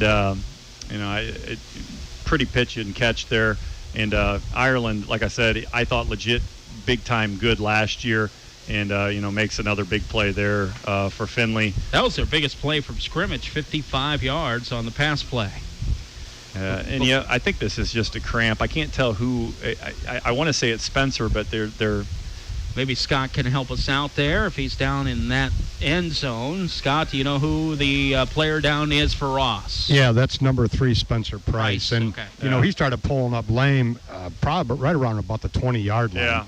And so forth. But, by the time you cramp up, you're done. Yeah. You might as well forget about it. But hopefully it's just a cramp, and he gets over here and they rub it out and get him some water, obviously, and so forth. It reminds me because last week I was shocked that there was no cramping up. Right. Memory serves me right. But you got a nice little cooler night tonight, and I'm not so sure he's even going to make it to the sidelines. But he's he really should take his time and And, the unfortunate thing is trying to have, here comes someone to help him out to the side, but I think that's a wrench. Yeah, that is. So, we got to answer. We can move the football, obviously, but that was a nice little drive by Findlay. And, pretty much, hey, we're just going to play coming out of the half and playing smash mouth football, and that's what they did. Then they caught Fremont by surprise. Here's the point after, and dead ball, offside on Ross. Yeah, Kalijah. And you mentioned earlier, we're next door to the other coaches. They were hollering for that when we blocked the first extra point. And I didn't see, he could have, but there clearly he was taking a gamble there and trying to time the snap and get in there, and doesn't hurt anything. They'll decline because obviously they want to kick it from where they're at, 20 yards through the uprights, and it is good. Findlay on top now, 22-12. You're listening to Fremont Federal Credit Union High School football on Eagle 99. I'm Mike Green, president of the Fremont Ross Athletic Booster Club. Pick up your 2021 booster cards for only $10 this year. We have 46 local merchants on the card, plus you receive a Little Giant t-shirt at Phase 1. Cards are available at Denny's, Findlay GMC Cadillac, Fremont Ross High School. The Booster Club is once again a proud sponsor of tonight's Player of the Game. Join us on Facebook at Fremont Ross Athletic Boosters for monthly meeting updates and events.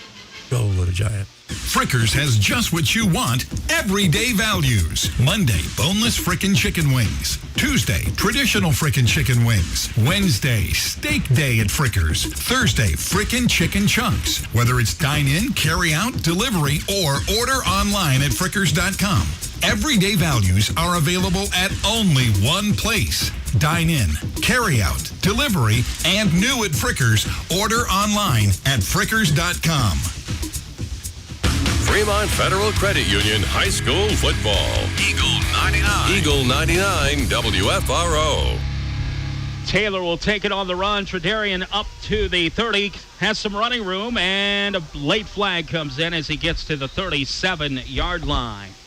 So Taylor, a senior, 5'6", 135 pounds, in for Spencer Price, who cramped up and went off the field. And that flag went from a long way from the back judge.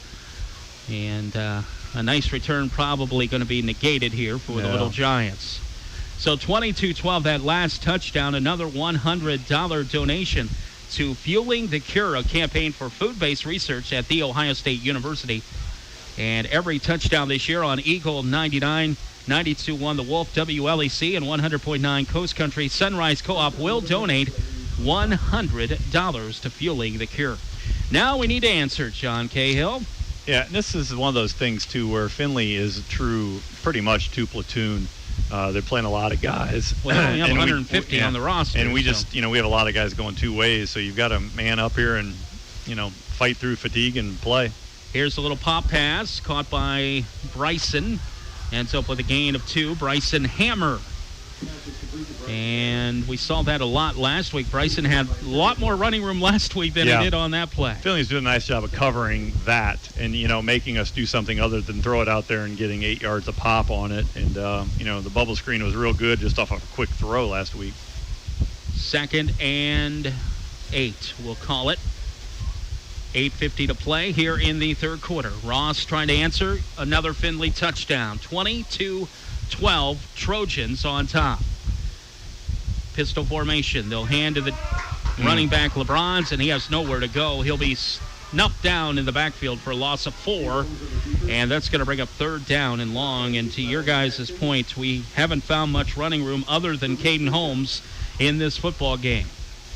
We had we didn't block that at all there, and they just got great penetration. And Findlay right now has a ton of energy, and, Fremont needs something here to stem the tide. A big play here would help. Get a first down, get some momentum back on our side. 8:08 to play, third quarter. 22-12, Findlay. Ross with the football, but back at their own 22-yard line. Holmes is going to pass on 3rd down, has a man, and it's caught, but well short. Herenshu now ends up losing about 10 yards after making the catch. He had a positive gain at first, He was hit, bounced off, and then ended up going backwards all the way back to the 20-yard line. So that's a pass play that goes backwards 4 yards, officially 4th down for the Little Giants. Yeah, and he didn't do anything wrong there. He got hit and tried to make a play. But, there's another thing to talk about, too. With COVID and missing so much time, it behooves the team that has depth because there wasn't a lot of lifting and conditioning going on for a long time. So Caden will punt for the second time tonight, stands back at the 6. Ireland is back, and that's going to go out of bounds on that far sideline. They also had, is that Tucker Oliver maybe on that far side as well.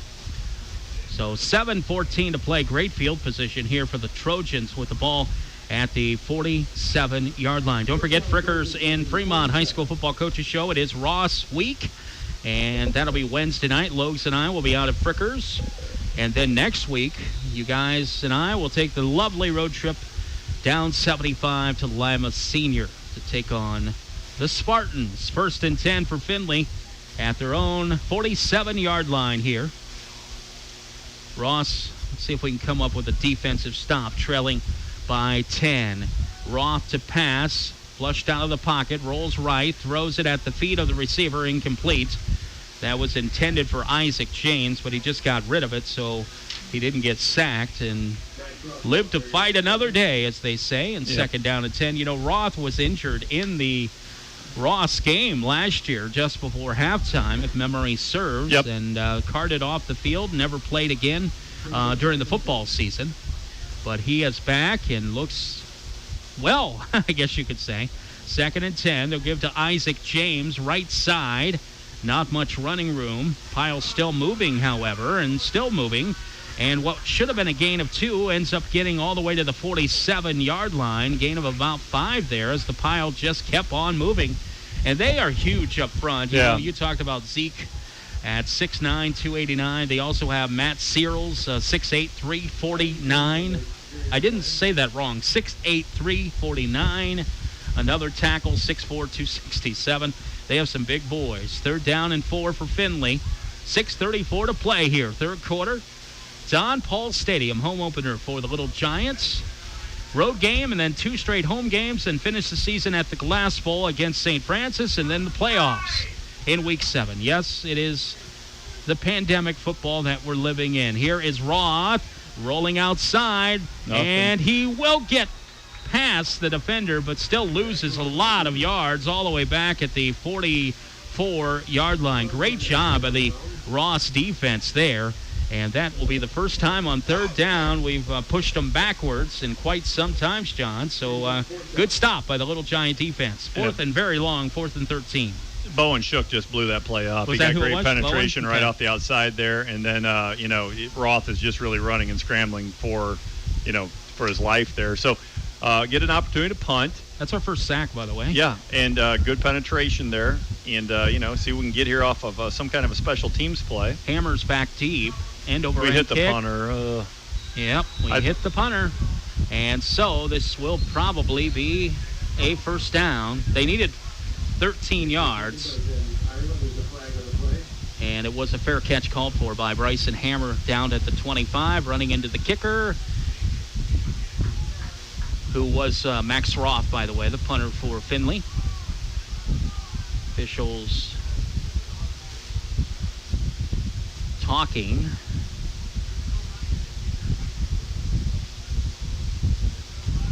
I don't believe there is a running into the kicker in high school. I think it's 15 no matter what. So, but still, the math gives them a 1st down. Yeah, but it's if not it's an 5, automatic 1st down. like in the pros, and right.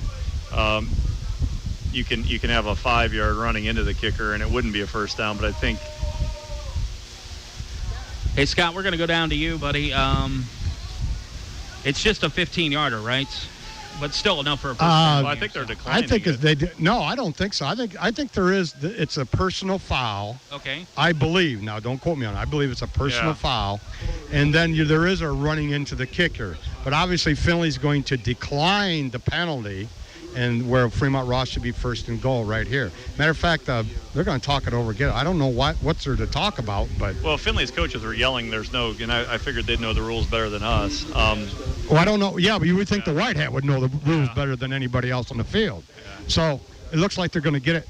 Well, it looked like. I mean, we look like right now we're taking the football, but I'm not sure if anybody knows what they're doing back, here. Guys. So hold on. Yeah, he picked I rightfully don't know what's going on. All right, so they're. All I know is they're going the wrong way. I don't understand the call. I think they're.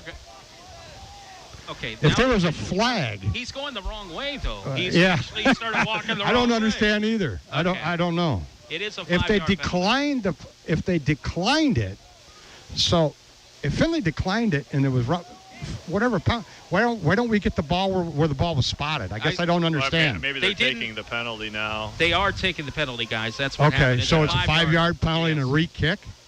So they will re-kick. But it was funny because the official, I don't know if you saw that, Scott, he started walking the opposite direction. Right. Yeah, I did see that. Yeah. All right, here we go. Once again, Roth. There's where we missed Dontrez. Fair catch called for and brought in by Hammer inside the 20. So that ended up in their benefit, as we'll have it inside the 20, down at about the 17-yard line.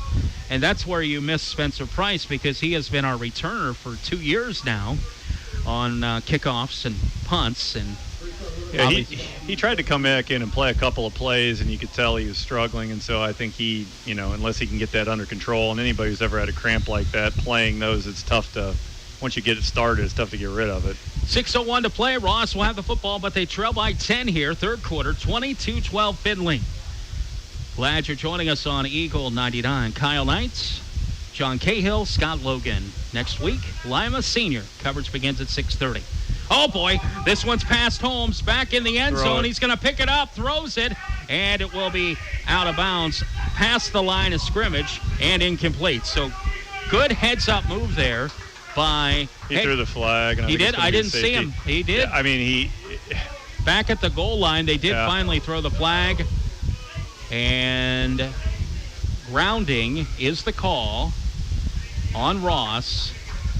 The coaches next door want a safety, and it is. So Findlay ends up with a safety here with 5:54 to play, and that makes it 24-12. I think it's the right call. I think Elijah Alejandro did a great job of trying to sell the fact he was trying to catch that pass. But, Caden has nothing to do there. He's picking the ball at the end zone, and it's either that or... Well, I thought he made a smart play. Yeah, I mean, he did. Past the line of scrimmage. Threw it to somebody. There just was nobody there, and I don't think they were going to give him any credit. But Kalijah tried to sell the fact that he was trying to catch catch a pass. He did all he could do.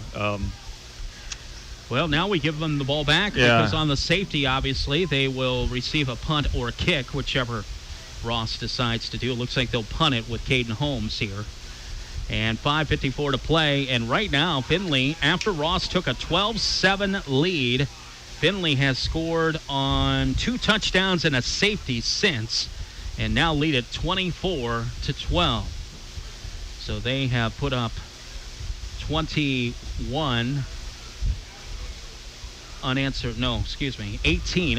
points. So Holmes will punt it from his own 15-yard line. And things after that kickoff return deep into our territory kind of gone south for the Little Giants after they took a 12-7 lead. Holmes walks it up to the 20, boots it, caught by Findlay, dropped at the 37. Here's the return man, 45 over the 50 and to the 45-yard line. It looks like Baxter on the return for the Findlay Trojans. Elijah Baxter, 6'4", make that 6-foot senior, 161 pounds. It's also strange, when we took that 12-7 lead, right? Yep. The fans would have been going crazy. Yeah. There's just no electricity in the stands. I noticed that last week. There's just not enough people to have that electricity. Even the Findlay fans, they're up 24-12, and they're just kind of sitting there enjoying the game. Right. When we had the headset on, you don't notice it as much, like in the dead times like this. But like anytime there's a big play, the people probably sitting in the stands can hear us as much as anyone. So I'll take it still. Like, I'm happy we're here, but it's definitely different. Ireland in motion. They fake to him on the run. Roth will keep it, has a first down and a little more. up to the 33-yard line. Gain of 12 for quarterback Max Roth. And we have a down Little Giant on the field. Doc Hershey running on. Another cramp, I think. Trying to make sure his fanny pack doesn't fall off there as he makes his way onto the field. Well, let's check some high school football scores. John Cahill, sounds like a good plan to me with 5:39 to play here in the third quarter with the injury timeout. Port Clinton leading Edison 14-0. Clyde on top of Perkins 35-7.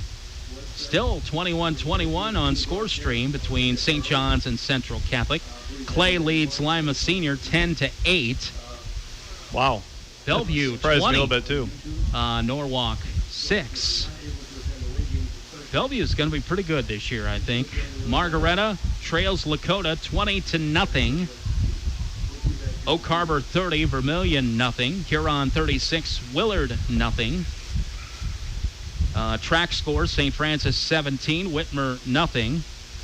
And that's Bryson Hammer. Yeah. And then one more score for you. Columbian 34, Sandusky 8. I think Columbian's legit good, and Sandusky graduated a senior class that was finally. unreal good. Yeah, Terrion Stewart finally graduated. Yeah.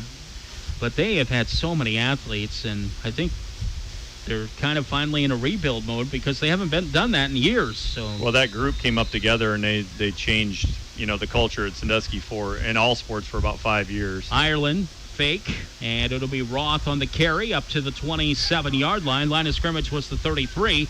So a gain of 5. I told you at the half how we dominated the rushing and the passing yards. Well, now that's totally flipped as Findlay has come out on fire. Same play, flag. We'll give it to Ireland. He is off and running. 20, 15, 10, 5. Touchdown, I think Findlay. coming back, but I don't think they're set. There is a flag at the 30-yard line. And it's a legal shift on Findlay, so this one is coming back. They ran that same play 3 times. You could kind of feel that coming, too. He kept faking it, and, he gives it to him. And Ireland is special. And he's only a junior. 6 foot, 174. Roth is a junior. Yeah, James, Tice, they're all juniors. And sophomores. They're very, very young. They do have some seniors. But this game has a lot of weird connections over the years. But there are a lot of guys from my era. Dave Kovaleski, who's a Hall of Famer here, was a great athlete. John Coleman, the Coleman name, in Fremont forever. They both live in Findlay. Their kids played for Findlay. So I keep in touch, especially with John, and get some, little news on what's going on. And they've got a lot of talent. Now they run the play the opposite side. Roth does keep it. Not much running room as he's wrangled down after a gain of 3. And it's going to bring up 3rd down and 8. Marcus Peters on the tackle for the Little Giants. And under 5 to play, third quarter. Again, Findlay 24 and Ross 12. Ross held a very brief, in fact, 35-second lead as they took a 12-7 advantage, and it's been all Findlay since. However, I was here 2 years ago, and this very score was similar. Ross was down 21 points, and they came back and won the game, so you never know. 3rd down and 8. It's a handoff to Tice. He shakes a tackle on that far sideline, brought down inbounds and shy of the first down at the 27-yard line. 4th and 4 coming up for the Findlay Trojans. Yeah, I think they ran that to set up where we get a little closer, 4th down opportunity where, again, you can do a lot of different things here. I would think Ben Ireland touches the football here. In some capacity, they throw it to him, they get him a run. He's your home run hitter, and 4th down. And I think if you get this, you're Findlay, you feel pretty good about your chances here. 4th down and 4 for the Trojans. They have twin wide receivers to the top of the formation, the short side of the field, and 2 to the near side, which is the strong side.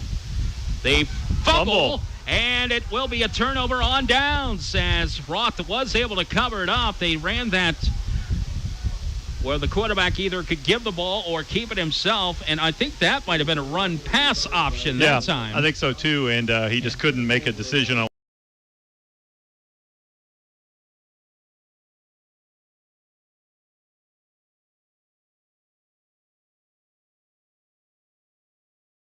ball game. I feel like we've had negative momentum for a while, but get one play where somebody busts one, and this, it's 3:34 to go. There's a lot of football left to be played. 15 minutes and change remaining. Here's Caden Holmes. Szymanowski behind him. 1st and 10. Ross has the ball at their own 30. They trail Findlay 24-12 here. Third quarter. Don Paul Stadium. Beautiful night for football here on Labor Day weekend 2020. They'll give to Szymanowski. Left side. Has running room. Over the 40. He's over the 45 to the 46. He just rumbles the ground. It just shakes all the way up here in the press box when he runs it. Unfortunately, though, John, he gets up limping a little bit after a gain of 16. Yeah, but, these lineups were, especially when Carson Clark is in the game, and he's at tight end right now, boy, he punishes people.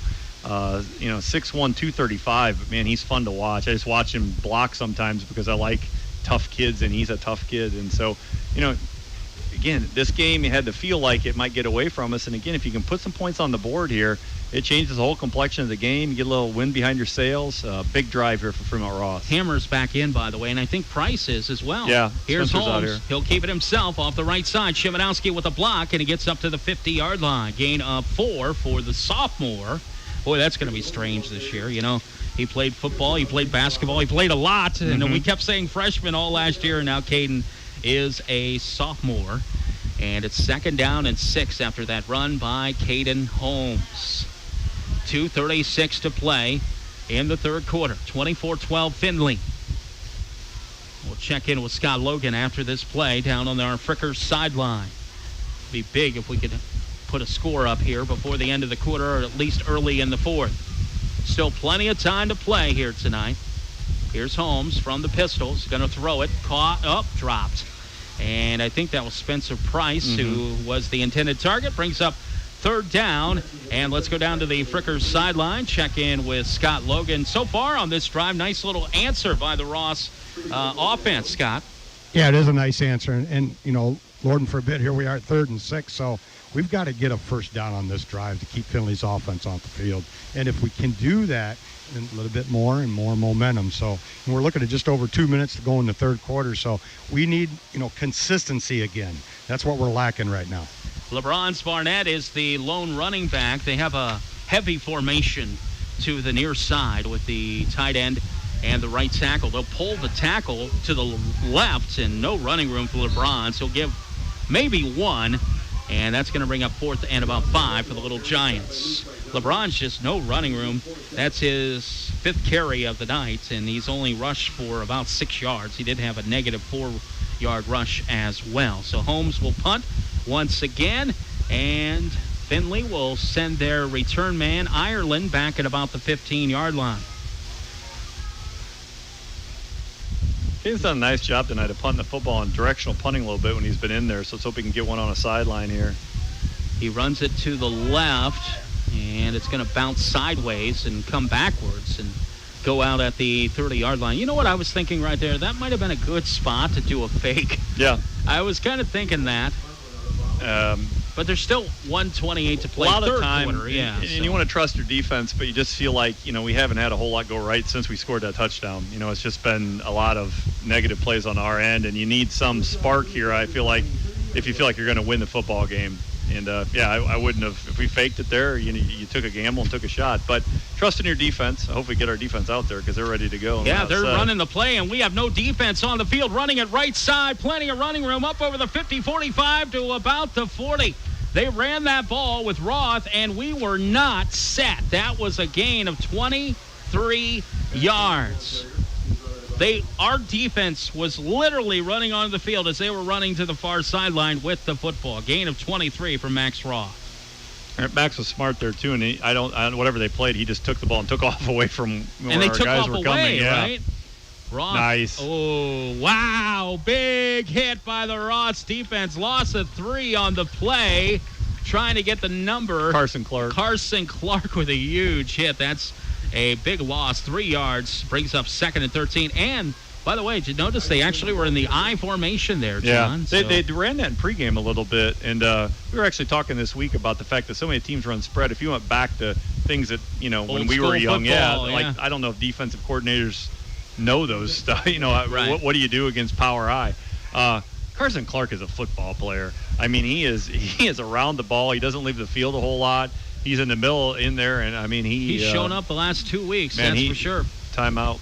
Yeah, Findlay will take a timeout. It's been so long since we've had one. I'm trying to remember if we took our timeout for the third quarter or not, which we did. So we will keep it here. Let's bring in Scott Logan. 41 seconds remaining. And for those of you joining us on the radio, Scott Logan turns 57 today, everybody. Happy birthday, Scott. Thank you. Appreciate that. Boy, everyone giving you love on Facebook. Well, that's for sure today. Yeah, but I would rather see a Fremont Ross victory. And that would just, as they say, that would take the cake, that's for sure. You know, and you guys said a good idea. The defensive coordinators, how do you blow up a power? Take out the fullback. Right. Yeah. Once you take out the fullback, it's game on. So. All right, thank you, Scott. We're back to live action here. 41 seconds remaining. Ireland in motion. They fake to him. They're going to throw it long here. Oh, they have a man, and it is dropped at the 5-yard line, intended for A.J. Adams, and it comes up incomplete. Adams, though, had his man beat and just dropped the football. Beautiful throw. It was. Yeah. Logan looks good for 57. Oh, he looks beautiful. Like yeah. if you didn't know he was 57, if he wasn't such a legend, you know, for Fremont Ross football, where people remember when he played and, you know, plays that he made and so forth, you would think he was much younger. At least I would. And the hair. Well, yeah, he had that surfer do back in the day, and but he looks good. I mean, I think he could still suit up and go at least a couple of plays. He'd try anyway. Yep. 3rd and 13. This will be a big stop. Roth, he is going to be hit at the 50 and brought down at the 49. Gain of 1 on the play. Good job of the Ross defense getting some penetration there. Roth slow to get up, but now they'll help him up, and it is 4th down. So good job by the defense. And 4th and 12 coming up for the Trojans. And I don't think they're going to have to run another play. No, they'll run her out here. And they won't. So we will take our timeout to end the third quarter. 24-12 Findlay, our score, and you're listening to Fremont Federal Credit Union High School Football on Eagle 99. Hello, it's Pete with Sunrise. But now you know that Sunrise Energy Division wants to be your first choice for propane. But it doesn't end there. We also offer a wide range of products and services like our bulk diesel fuel and gasoline, our oils and lubricants, just to name a few. Serving everyone from homeowners to commercial fleet operations, construction, and industrial. Our experts at Sunrise know how to deliver in a safe and timely manner to meet your needs. Sunrise Cooperative. Success grows here. Give your home the makeover it deserves at Fremont Floor Covering. Their knowledgeable staff can show you the many floor covering options available. Carpet, vinyl, waterproof flooring, laminate, hardwood, and ceramic tile. Fremont Floor Covering has over 150 carpet and vinyl remnants to choose from. Schedule for a quality professional installation or do it yourself. Quality floor covering at affordable prices since 1997. 12 months, same as cash available. Fremont Floor Covering, near the corner of North Front and State Street. Fremont Federal Credit Union High School Football. Eagle 99. Eagle 99 WFRO. Welcome back. Kyle Knight, John Cahill, Scott Logan roaming the end zones tonight. He's not allowed past the 10-yard line due to mandates, so he is roaming the end zones here this evening.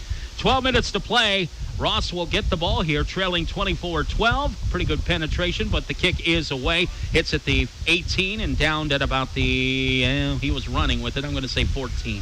See how close I get. 13 is what they'll say. Yeah, once he touches the ball, it is dead.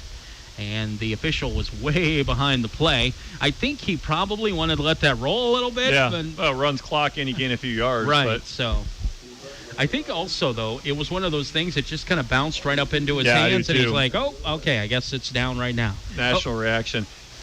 Big drive here. Yes, for Ross. you can't state it enough that if you can put something together here in a long field, I think you give yourself hope that you can win this football game. And, you know, winners win. They find ways to win. And, you know, somebody's got to step up here for Ross and make a play. Get some momentum back. LeBron Barnett standing back at the 5 behind Holmes. Caden looking to pass, throws. It's caught near the first down marker, and it will be a first down up to the 25-yard line. So Ross will move the sticks, and Spencer Price back in there with the catch, 12 yards on the play. We have thrown the ball 23 times tonight. I haven't seen that since the Hayden Lehman days. We did it several times his senior season. 11:36 to play. That was only 2 years ago. Not that it was that long ago, but still. Clock moving, 24-12 Findlay. 1st and 10 at the Trojan, or at our 25-yard line. Holmes looking to pass, throws over the middle. It's caught, 30, and up to the 33-yard line. And again, I believe that was Spencer once again. It's hard to tell 3 and 9. It was 3, though. No, Bryson Hammer, excuse me. Yeah. We have the gray with the purple, which is much better than the white on white, but we are way up here, and that was Bryson Hammer for a gain of 8. The two body types are so similar in football uniforms, but Bryson has been our go-to guy to start this year at receiver. Leading the team, he's now in double digits already in receptions after 2 weeks. Here's a quarterback keeper by Caden Holmes trying to get the first down, and that will not work. He'll be brought down right about the line of scrimmage. It's going to be 3rd down and 1. Good idea, but no running room. The front defensive line doing a great job of the Findlay Trojans. It's going to be 3rd down and 1. Holmes has now carried the ball 10 times in the ball game for a total of 32 yards. I'd like to see LeBron's run downhill here and get the first down. Yeah, I think Bronze would be a good choice here. 3rd down and 1. They need to get to the 35. Line of scrimmage is the 34. Taking time here. And now LeBron's to the right of Caden. Now they're going to throw a screen pass, and it's incomplete. They tried to get it to LeBron's, and it just was not working. Well, I'll tell you, if he catches that, I don't know if he gets tackled. They got really good pressure on Caden, and he had to throw it off a back foot. But that's a well-designed play. And we haven't shown that in the 2 games that I've watched. That's the first screen pass we've had this year. But that was there. It almost looked I didn't see LeBron's till afterwards, but it almost looked like he ran into one of the linemen or they were intertwined there. Yep, it got all, they were in a group, but that well-designed play. Yeah. 10:01 to play. Clock stopped on the incompletion. Holmes to punt once again. Kick will hit at the 35. Ross will be down to field it inside the 30 to the 27-yard line. So, boy, Scott Logan, that was a missed opportunity there. What did you see on that screen pass, Scott? Yeah, I had a bad angle. You guys are way up, obviously, in the air. But, yeah, you're right. I saw 2 gray jerseys and a ball hit the ground, and I'm like, there's no white shirts. Yeah. Right. And you're right. It was a well-designed play, but I couldn't see what happened with the back, whether he got his feet tangled or, like you said, Holmes was had to get rid of it in a hurry. Going back to this defensive stand, we need 3 and out here so we can get the ball back. That's for sure. I'll go one better. How about a turnover? That'd be for a touchdown. Absolutely. If we're going to ask for something, let's ask for something great. So that or Pete Moore's going to slap something down. We'll see. Let's hope. Pete, we need you. 9:48 to play, 4th quarter. Oh, boy, big running room. First down, a little more up to the 37-yard line. Running it right up the middle was Isaac James, 6'1 junior. And that will move the sticks as the ball comes to rest at the 37-yard line. 9:40 to play. Don't forget, of course, Eddie Baptista running the offense and head coach Chad Long running the defense this year. His brother Ray is now at Willard with his son Caden coaching over there. Chad says everything's okay between the two of them, by the way, if you're wondering. 1st and 10 from the 37-yard line. They'll go back to the running back, and he will have no running room. He'll be brought down to the backfield. James will lose 1, and there's your guy again, number 72, Ethan Green on the tackle. And what about the defensive line, John? Still doing great penetration. Let's talk about, what I hate is half the numbers are missing on our roster. Are you noticing that? Yeah, because this defensive tackle, I have 75. 75, I don't know who that is. We'll find that out. I'll ask Ray, again, I'll ask Chad at Frickers this week. I'm going to make a note of that. 2nd down, 11 after the 1-yard loss. They'll run the pass to the flat, and there is Ben Ireland, who'll take it up to the 42-yard line. So nice gain of about 6. Brings up 3rd and about 5. A nice play by Spencer Price there, because when he caught that, they had a wall of blockers out in front, and I thought with Ireland, you've got issues. And really, the way that play took off, they ran it into a blitz, a little quick screen. Did a nice job holding them to 5. Now, 3rd and 5, opportunity here if you can get a stop to get the football back.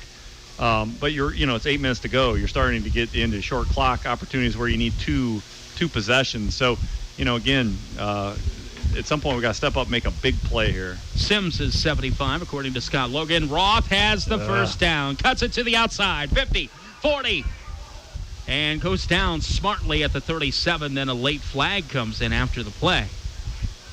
So Roth gets the first down. It's a hold.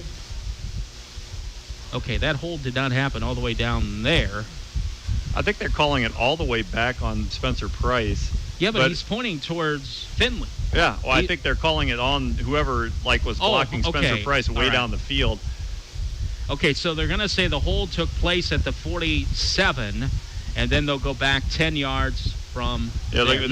They are going to say it was all the way down at the they'll give them the first down and then move it back. All right, it is a first down, and that's why Roth just kind of went to... He's trying to keep the clock running, too, so he slid and, inbounds. Yeah. We have all 3 timeouts left, so...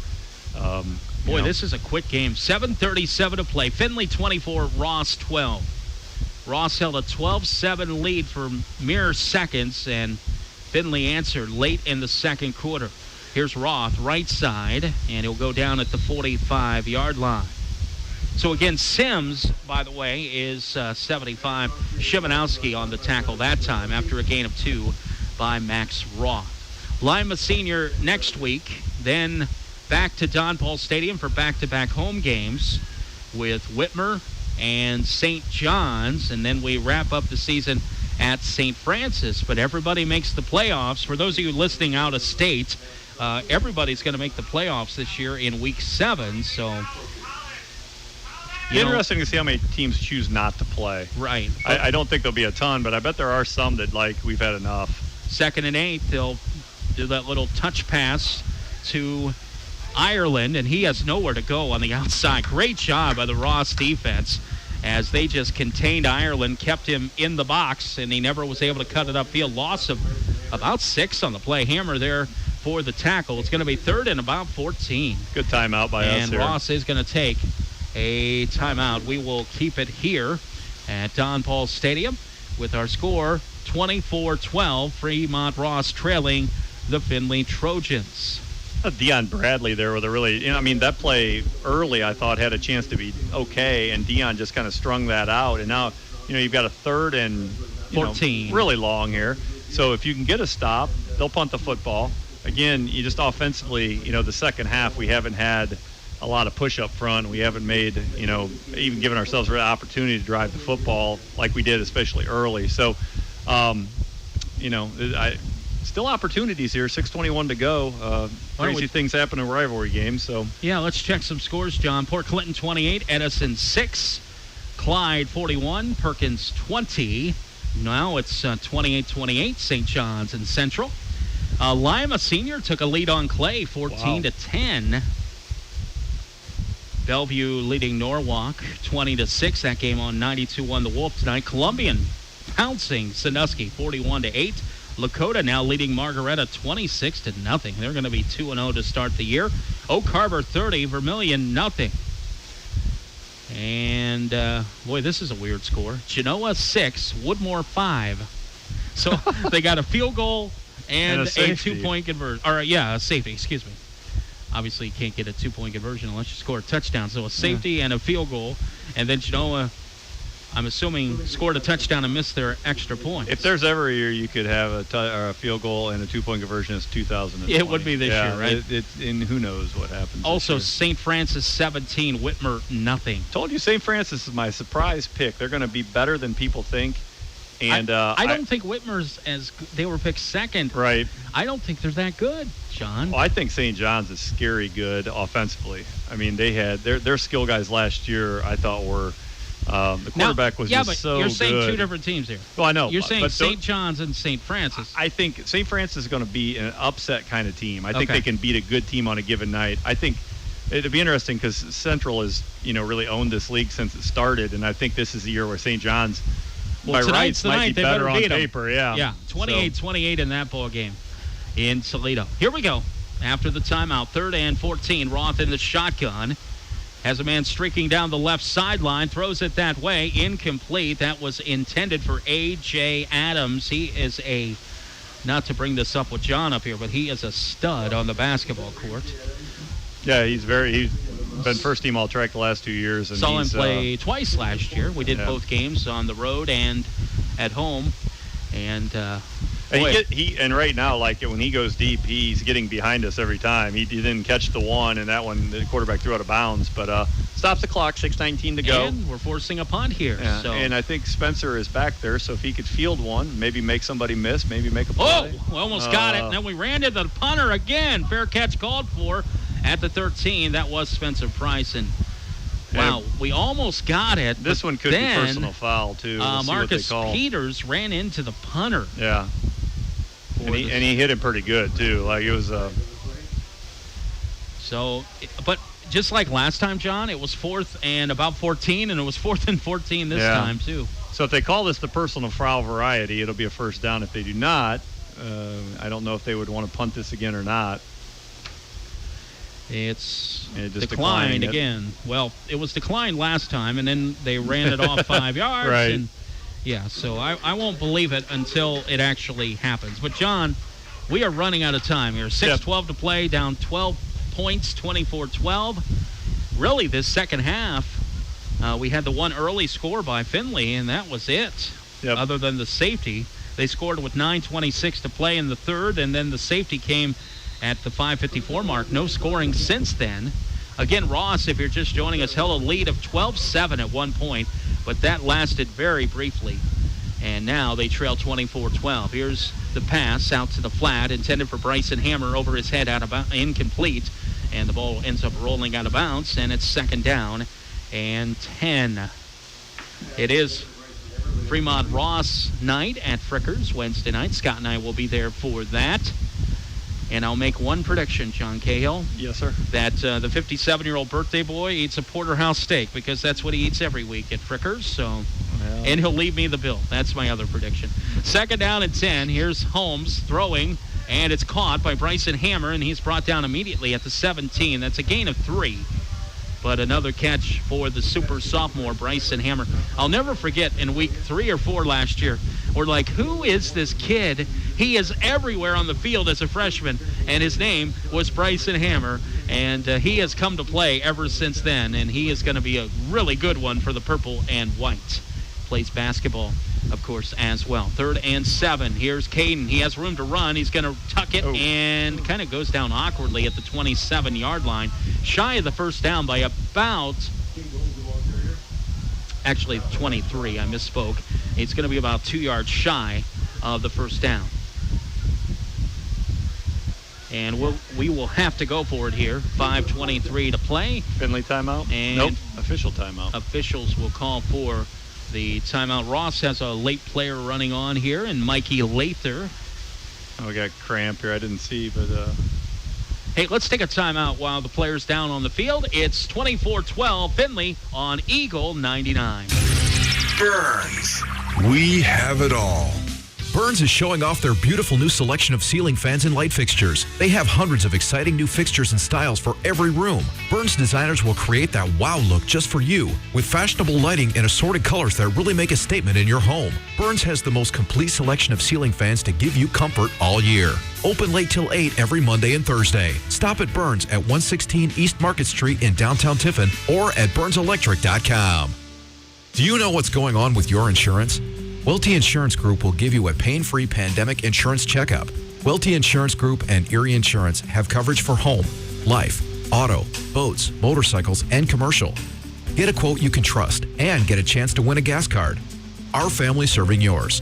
Call Welty Insurance Group at 419-334-4477. Your Erie agents in Fremont, Tiffin, Fostoria, Cary, and Sandusky. And at weltyinsurance.com. Fremont Federal Credit Union High School Football. Eagle 99. Eagle 99 WFRO. Holmes on 4th down, keeps it himself, runs off left side, and does not get the first down. So Holmes is brought down at the 23-yard line, and they needed to get to the 24, and that will be a turnover on downs with 5:16 to play. Findlay takes over in Ross territory leading it 24-12. So, as we said, Lima Senior next week. If Findlay holds on to win this one, they will be 2-0 in the track. Whoever wins that St. John's and Central Catholic game will also be at 2-0. And next week for Findlay, they'll take on St. John's. So that'll be a big one there. 1st and 10, running room right up the middle. 15 to the 10 to the 5. Touchdown. Isaac James puts up a late touchdown for the Findlay Trojans with 5:10 to play. Yeah, they just their wear on you, their size and their depth, and the fact they go two ways. Yeah, and I think the Little Giants have fought and just haven't had a lot go right, and you start to lose some belief, some momentum, some even maybe the adrenaline of just staying in the battle. And so, hats off to Findlay. I mean, they have a good football team, and they've battled tonight. Trace Robinson puts it up through the uprights, and it's now 31-12. Well, I will say this. We talk about progression from one year to the next. Last year, after we got down, 1 score, 2 score, whatever it was, we had a hard time fighting our way back into the game. Yeah. This game just finally got out of hand, thanks to obviously not picking up the first down on 4th down and then giving them a short field. And by the way, that touchdown, John, another $100 to Fueling the Cure. Thanks to Sunrise Cooperative, Fueling the Cure is a campaign for food-based research at The Ohio State University. Timeout on the field brought to you by Welty Insurance Group.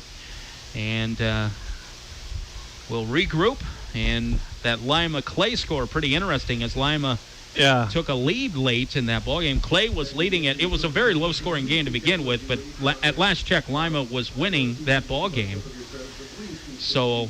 Lima with a new coach, and we went down there last year in kind of a nasty night, and having to go to Lima, test your mettle. It's a long bus ride. We were in that game late until we had the blocked punt, if you remember, late in that ball game.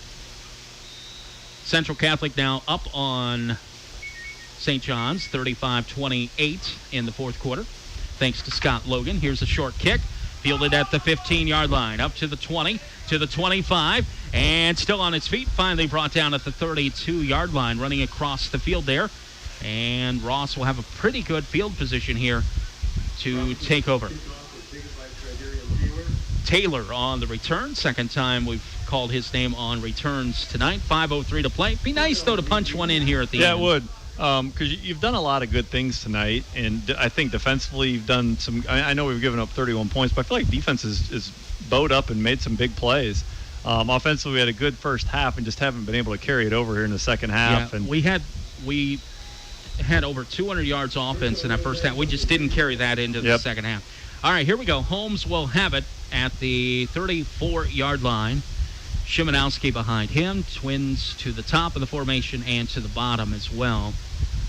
Holmes in the pistol. Looking to pass on first down. Throws it outside. And incomplete. Intended for Anthony Van. Almost picked off by number 2 for the Trojans, Justin Roth. And that'll bring up 2nd and 10. Boogie, the intended target there. 2nd down and 10. I wonder if Anthony, I'm going to look back here. I don't think he has a catch tonight, does he? He had one early, one right back at the in the first game. quarter, yes, for 8 yards. But that was his only reception so far tonight. Clock stopped on the incompletion with 4:58 to play. Findlay 31, Fremont Ross 12. As this game has flown by.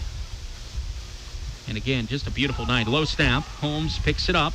Eludes the rush. He'll run it right side. Has over the 40, 45, first down, and near the 50. 49 is officially where he ends up. 15-yard gain on a busted play, but that's what Caden Holmes can give you at quarterback.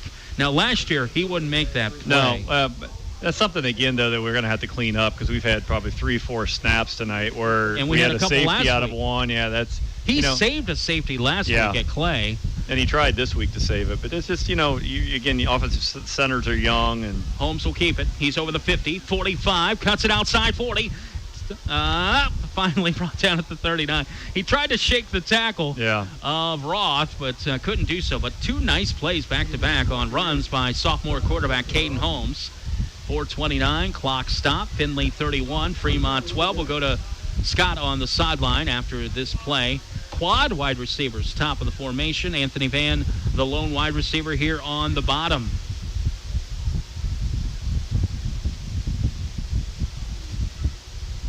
Clock now moving.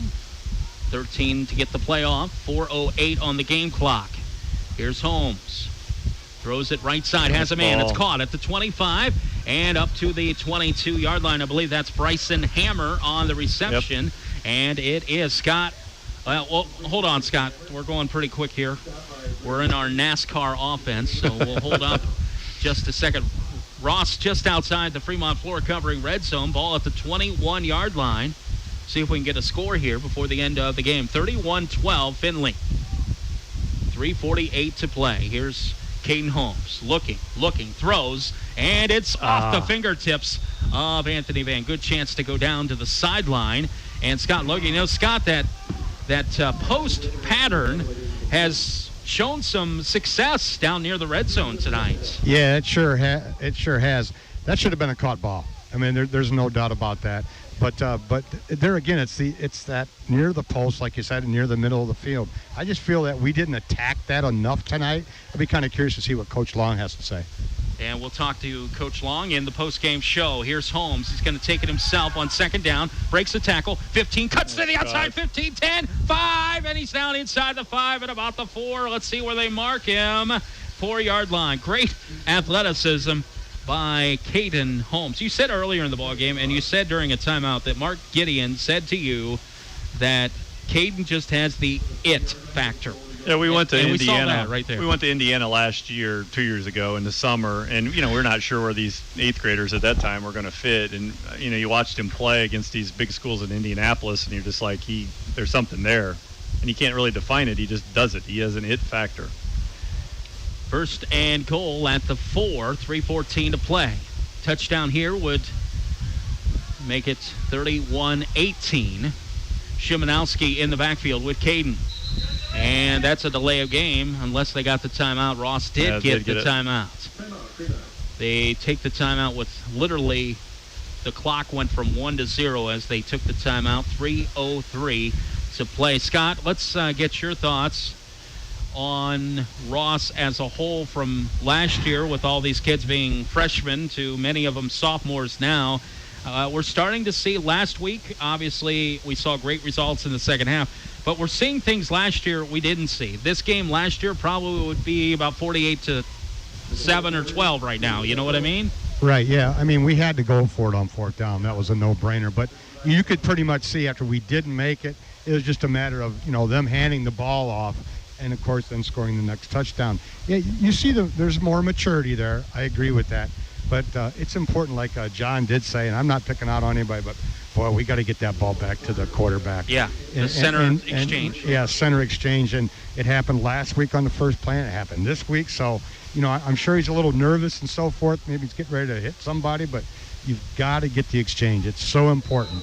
And I'm sure when they'll look also at film and they'll see where our quarterback, you got to hit these receivers in the chest, right, not down at the below the knees. All right, thank you, Scott. 3:03 to play. Ross in the Fremont floor covering red zone. Man in motion. They'll fake. Holmes will keep it himself. Look like a face mask. I don't see a flag, however. And Caden comes up and says, look, he hit my face mask. And that's a loss of 3 back to about the 7. But Caden, when he was on the floor, looked at the official and said, hey, face mask, and no call. Second and goal from the 7 now. Boy, you'd really like to see us punch this in. That's what I'm thinking. You can get a touchdown here, and you've moved the ball again. And they still have their ones in the game for the most part. Here's Holmes. He'll roll left, throws, and it's incomplete. Behind the wide receiver, kind of what Scott was talking about. A Renshaw maybe on that one? Yeah, Adam. And it's third and goal from the 7. I love the one thing I'm finding very amusing, if you watch the football, how they just throw it in like a backyard game. To tackle to center on that play. That's literally how the ball went. The officials don't touch it, which has led to the gains speeding up a little bit. There'll be some changes, not just in sports, but in everything out of COVID that'll stick. And this might be one. Maybe you'll have, it does flow the game a little better. 4 down territory for the Little Giants down at the 7. Holmes looking, and it was knocked down by one of the. That never got past the line of scrimmage. No. Did it hit our helmet? Well, I think 60 got his hands up there, and he's again 6'3", 253. It's something that I thought could happen a little bit and pass it over the middle. They're just so doggone big up front. They get hands up, and Caden's not a real tall quarterback, so you have that issue of 4th and goal from the 7. That pass was intended for Bryson Hammer. My eyes went from Holmes throwing it to downfield, and then all of a sudden the ball went backwards. So here we go, 4th and 7. Holmes looking. He's going to roll near side. Has running room. Throws it to the corner. Caught! Nice. And Ross will get a touchdown here. And that is Bryson Hammer for the touchdown.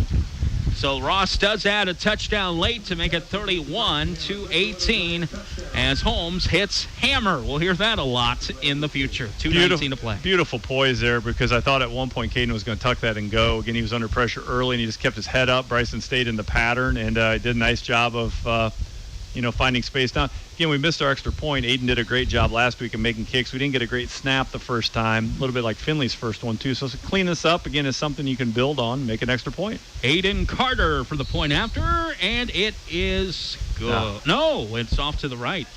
It had the distance. Yes. It just went off to the right.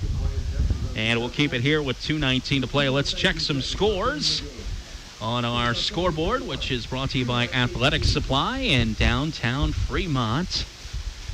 Let's see what we have here. As we are in week 2, which we're almost to the halfway point, believe it or not, of the high school football season. Crazy. Who would have thought that? After 2 weeks, we're close enough to the halfway point. Wow, St. John's tied it up. It's 35-35. St. John's and Central. Boy, that looks like a great game there. Port Clinton 28, Edison 7. Clyde 41, Perkins 20. Lima Senior wins it over Clay 14-10. So we have Lima Senior next week. They'll be 1-1 after getting throttled by Central Catholic. And St. Francis all over Whitmer tonight, 31-8. Whitmer will be 0-2. When was the last time that happened? Lakota 26, Margaretta nothing. Hey, they've now made it 6-3 on the Genoa Woodmore score. So remember when it was 6-5, and we're like, boy, that's a weird score. Miscommunication there. I was going to say, yeah, you wouldn't. Huh. So now it's back to 6-3, and again, we just read the scores. We don't tell if they're 100% accurate or not, but ScoreStream usually does a pretty good job. Hey, Bellevue wins it over Norwalk. Big win for them. They beat Oak Harbor in week 1 and Norwalk in week 2. So the Redmen are 2-0. And Sandusky got throttled by Columbian. Scott Logan can take solace on that on his 57th birthday, 41-14. Here's the kick. Hits at the 20. Live ball. Still rolling. 15. It's a live ball. Picks it up at the 11. And finally tackled down at the 17.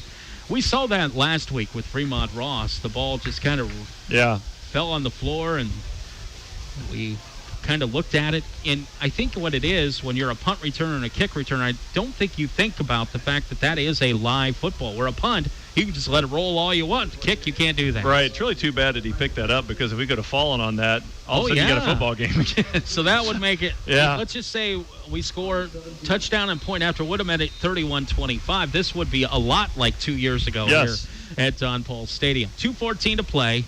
And Findlay leading Fremont Ross 31-18. Mike, I'll let you take over. That's fine. Boy, their games at Norwalk Bellevue must have been a lot of running the football there. So these games do go quickly with the halftime being shorter, and Roth will big hit in the backfield about the 12-yard line. Hello, Carson Clark. Yeah. Oh, that was a big hit by Carson Clark. Loss of 4 on the play. You know what?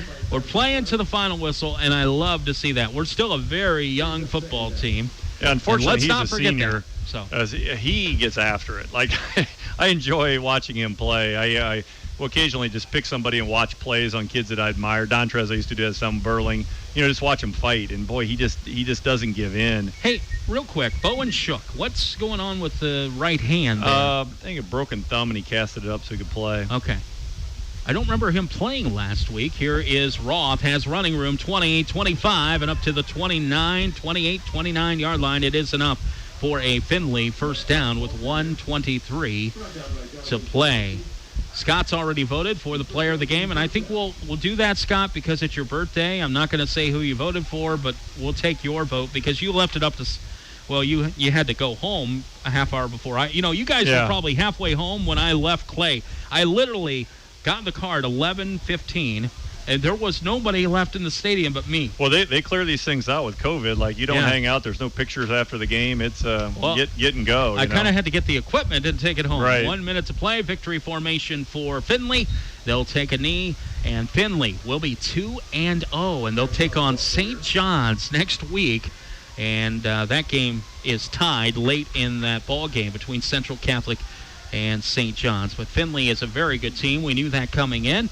And Ross will go to 1-1, and we'll head to Lima Senior. Big game, though, next week, John. Oh, yeah, it'll be a big football game. We need a response against Lima Senior next week. To go on the road, we lost there last year. They have a new coach. They beat Clay, who, led us at the half, and then we kind of dominated second half. So it'll be a good test. And, again, you're looking for growth, as young as we still are.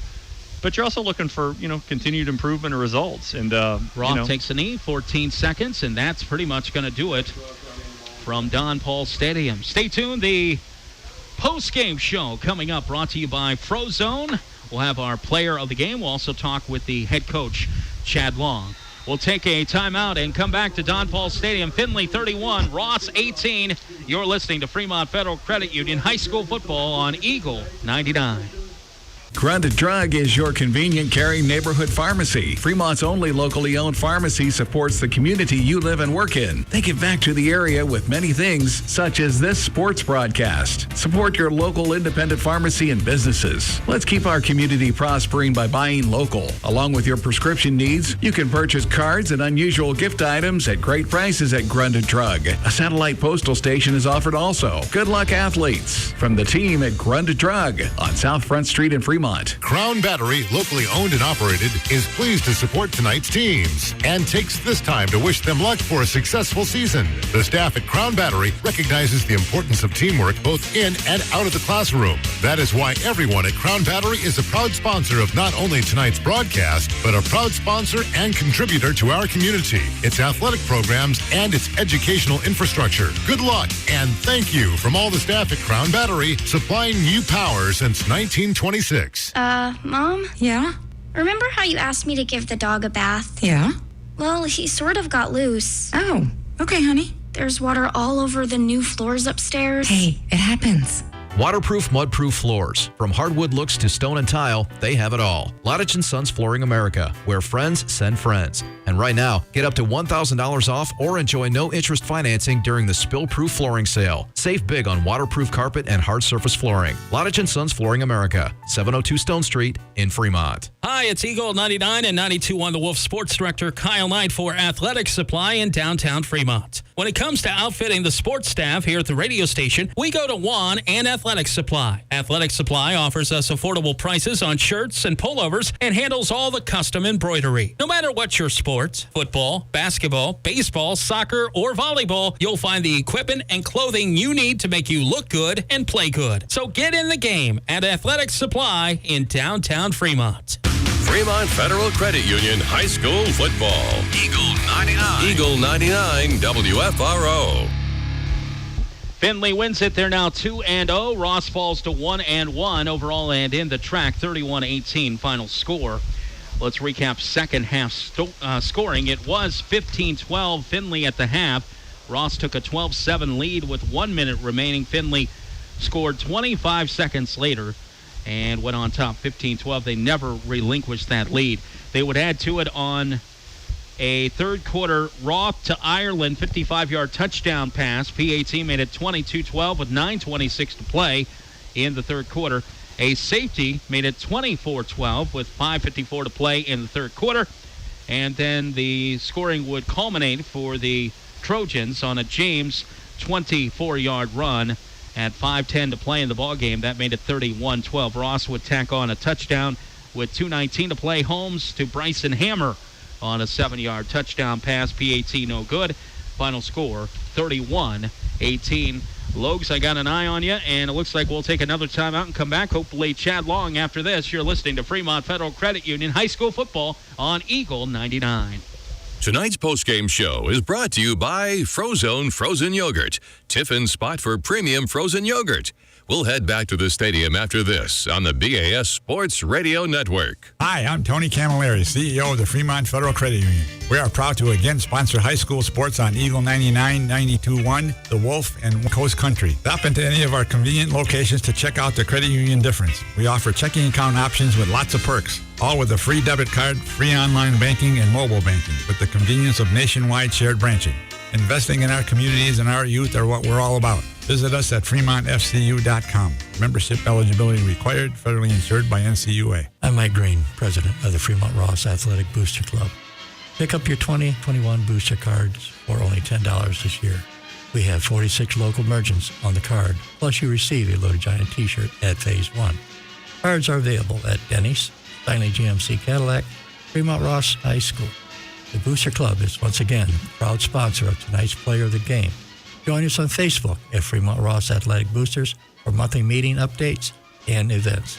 Go Little Giants. Are you craving something sweet? Maybe salty? Check out Frozone in downtown Tiffin. It's a fun spot to meet up with family and friends. At Frozone, you can create your own masterpiece with 12 different flavors of frozen yogurts and more than 30 yummy toppings. Finish your creation off with hot fudge, caramel, or peanut butter sauce, and then dig in with our magical spoons. Frozone Frozen Yogurt, located at 114 South Washington Street in Tiffin. Open 7 days a week. Make sure to like and follow Frozone Tiffin on Facebook and Instagram. Hello, it's Pete with Sunrise. You know, I was thinking about this whole new normal that we're all talking about. Not everything needs a new normal. Sunrise Cooperative Residential Propane continues its normal good practices, good service with good people, and good prices and programs. It's what we at Sunrise pride ourselves on. If you need a new, normal, good company to provide your propane, call Sunrise Cooperative today. Going with Sunrise for your propane needs will just feel normal. Sunrise Cooperative. Success grows here. Fremont Federal Credit Union High School Football. Eagle 99. Eagle 99 WFRO. 31-18 final score here at Don Paul Stadium, Harmon Field. Ross falls to 1-1. Findlay now 1-1 as well. Scott's going to talk with Chad Long here in a moment, and I think we are ready. Scott, I'll throw it down to you on the sideline. Go ahead. Well, is Scott ready? Okay, go ahead, buddy. We're ready. Yeah, I'm joined here with Coach Long. Just a little bit of listening to what you had to say. That's between you and your team. I'm not going to repeat what was said. But it seemed like after the kickoff in the second quarter where they took the ball down and got the ball down there and scored, it seems like momentum change. That was Absolutely. The biggest momentum change of the game. Yeah. And of course, then you had the miscue on the safety. Yeah. And then obviously we didn't make right it here when we had to go. Yeah, it doesn't show. I thought our defense played pretty good. We bent, but we didn't break. And our offense just couldn't get it going. Okay, we just little things. And it's hard to say right now, but we're young. We're going to continue to get better. We know our system. We know our offense. And sometimes you have an off night. You take away the safety, that fourth down where they score in the next play, and you take away that kickoff. It's 18-17. Yeah, it's a little different ball game. It's a decision when you kind of look at the score of what it is and how competitive the game was. Findlay's good. Right. They're going to run the ball. They're going to do things. They got an athlete out of Ireland. And, they're going to find ways to get it to them. And, it's a good team, well coached, and hats off to them because they played well tonight. Okay. Thank you, Chad. Yep. There you have it, Coach Long.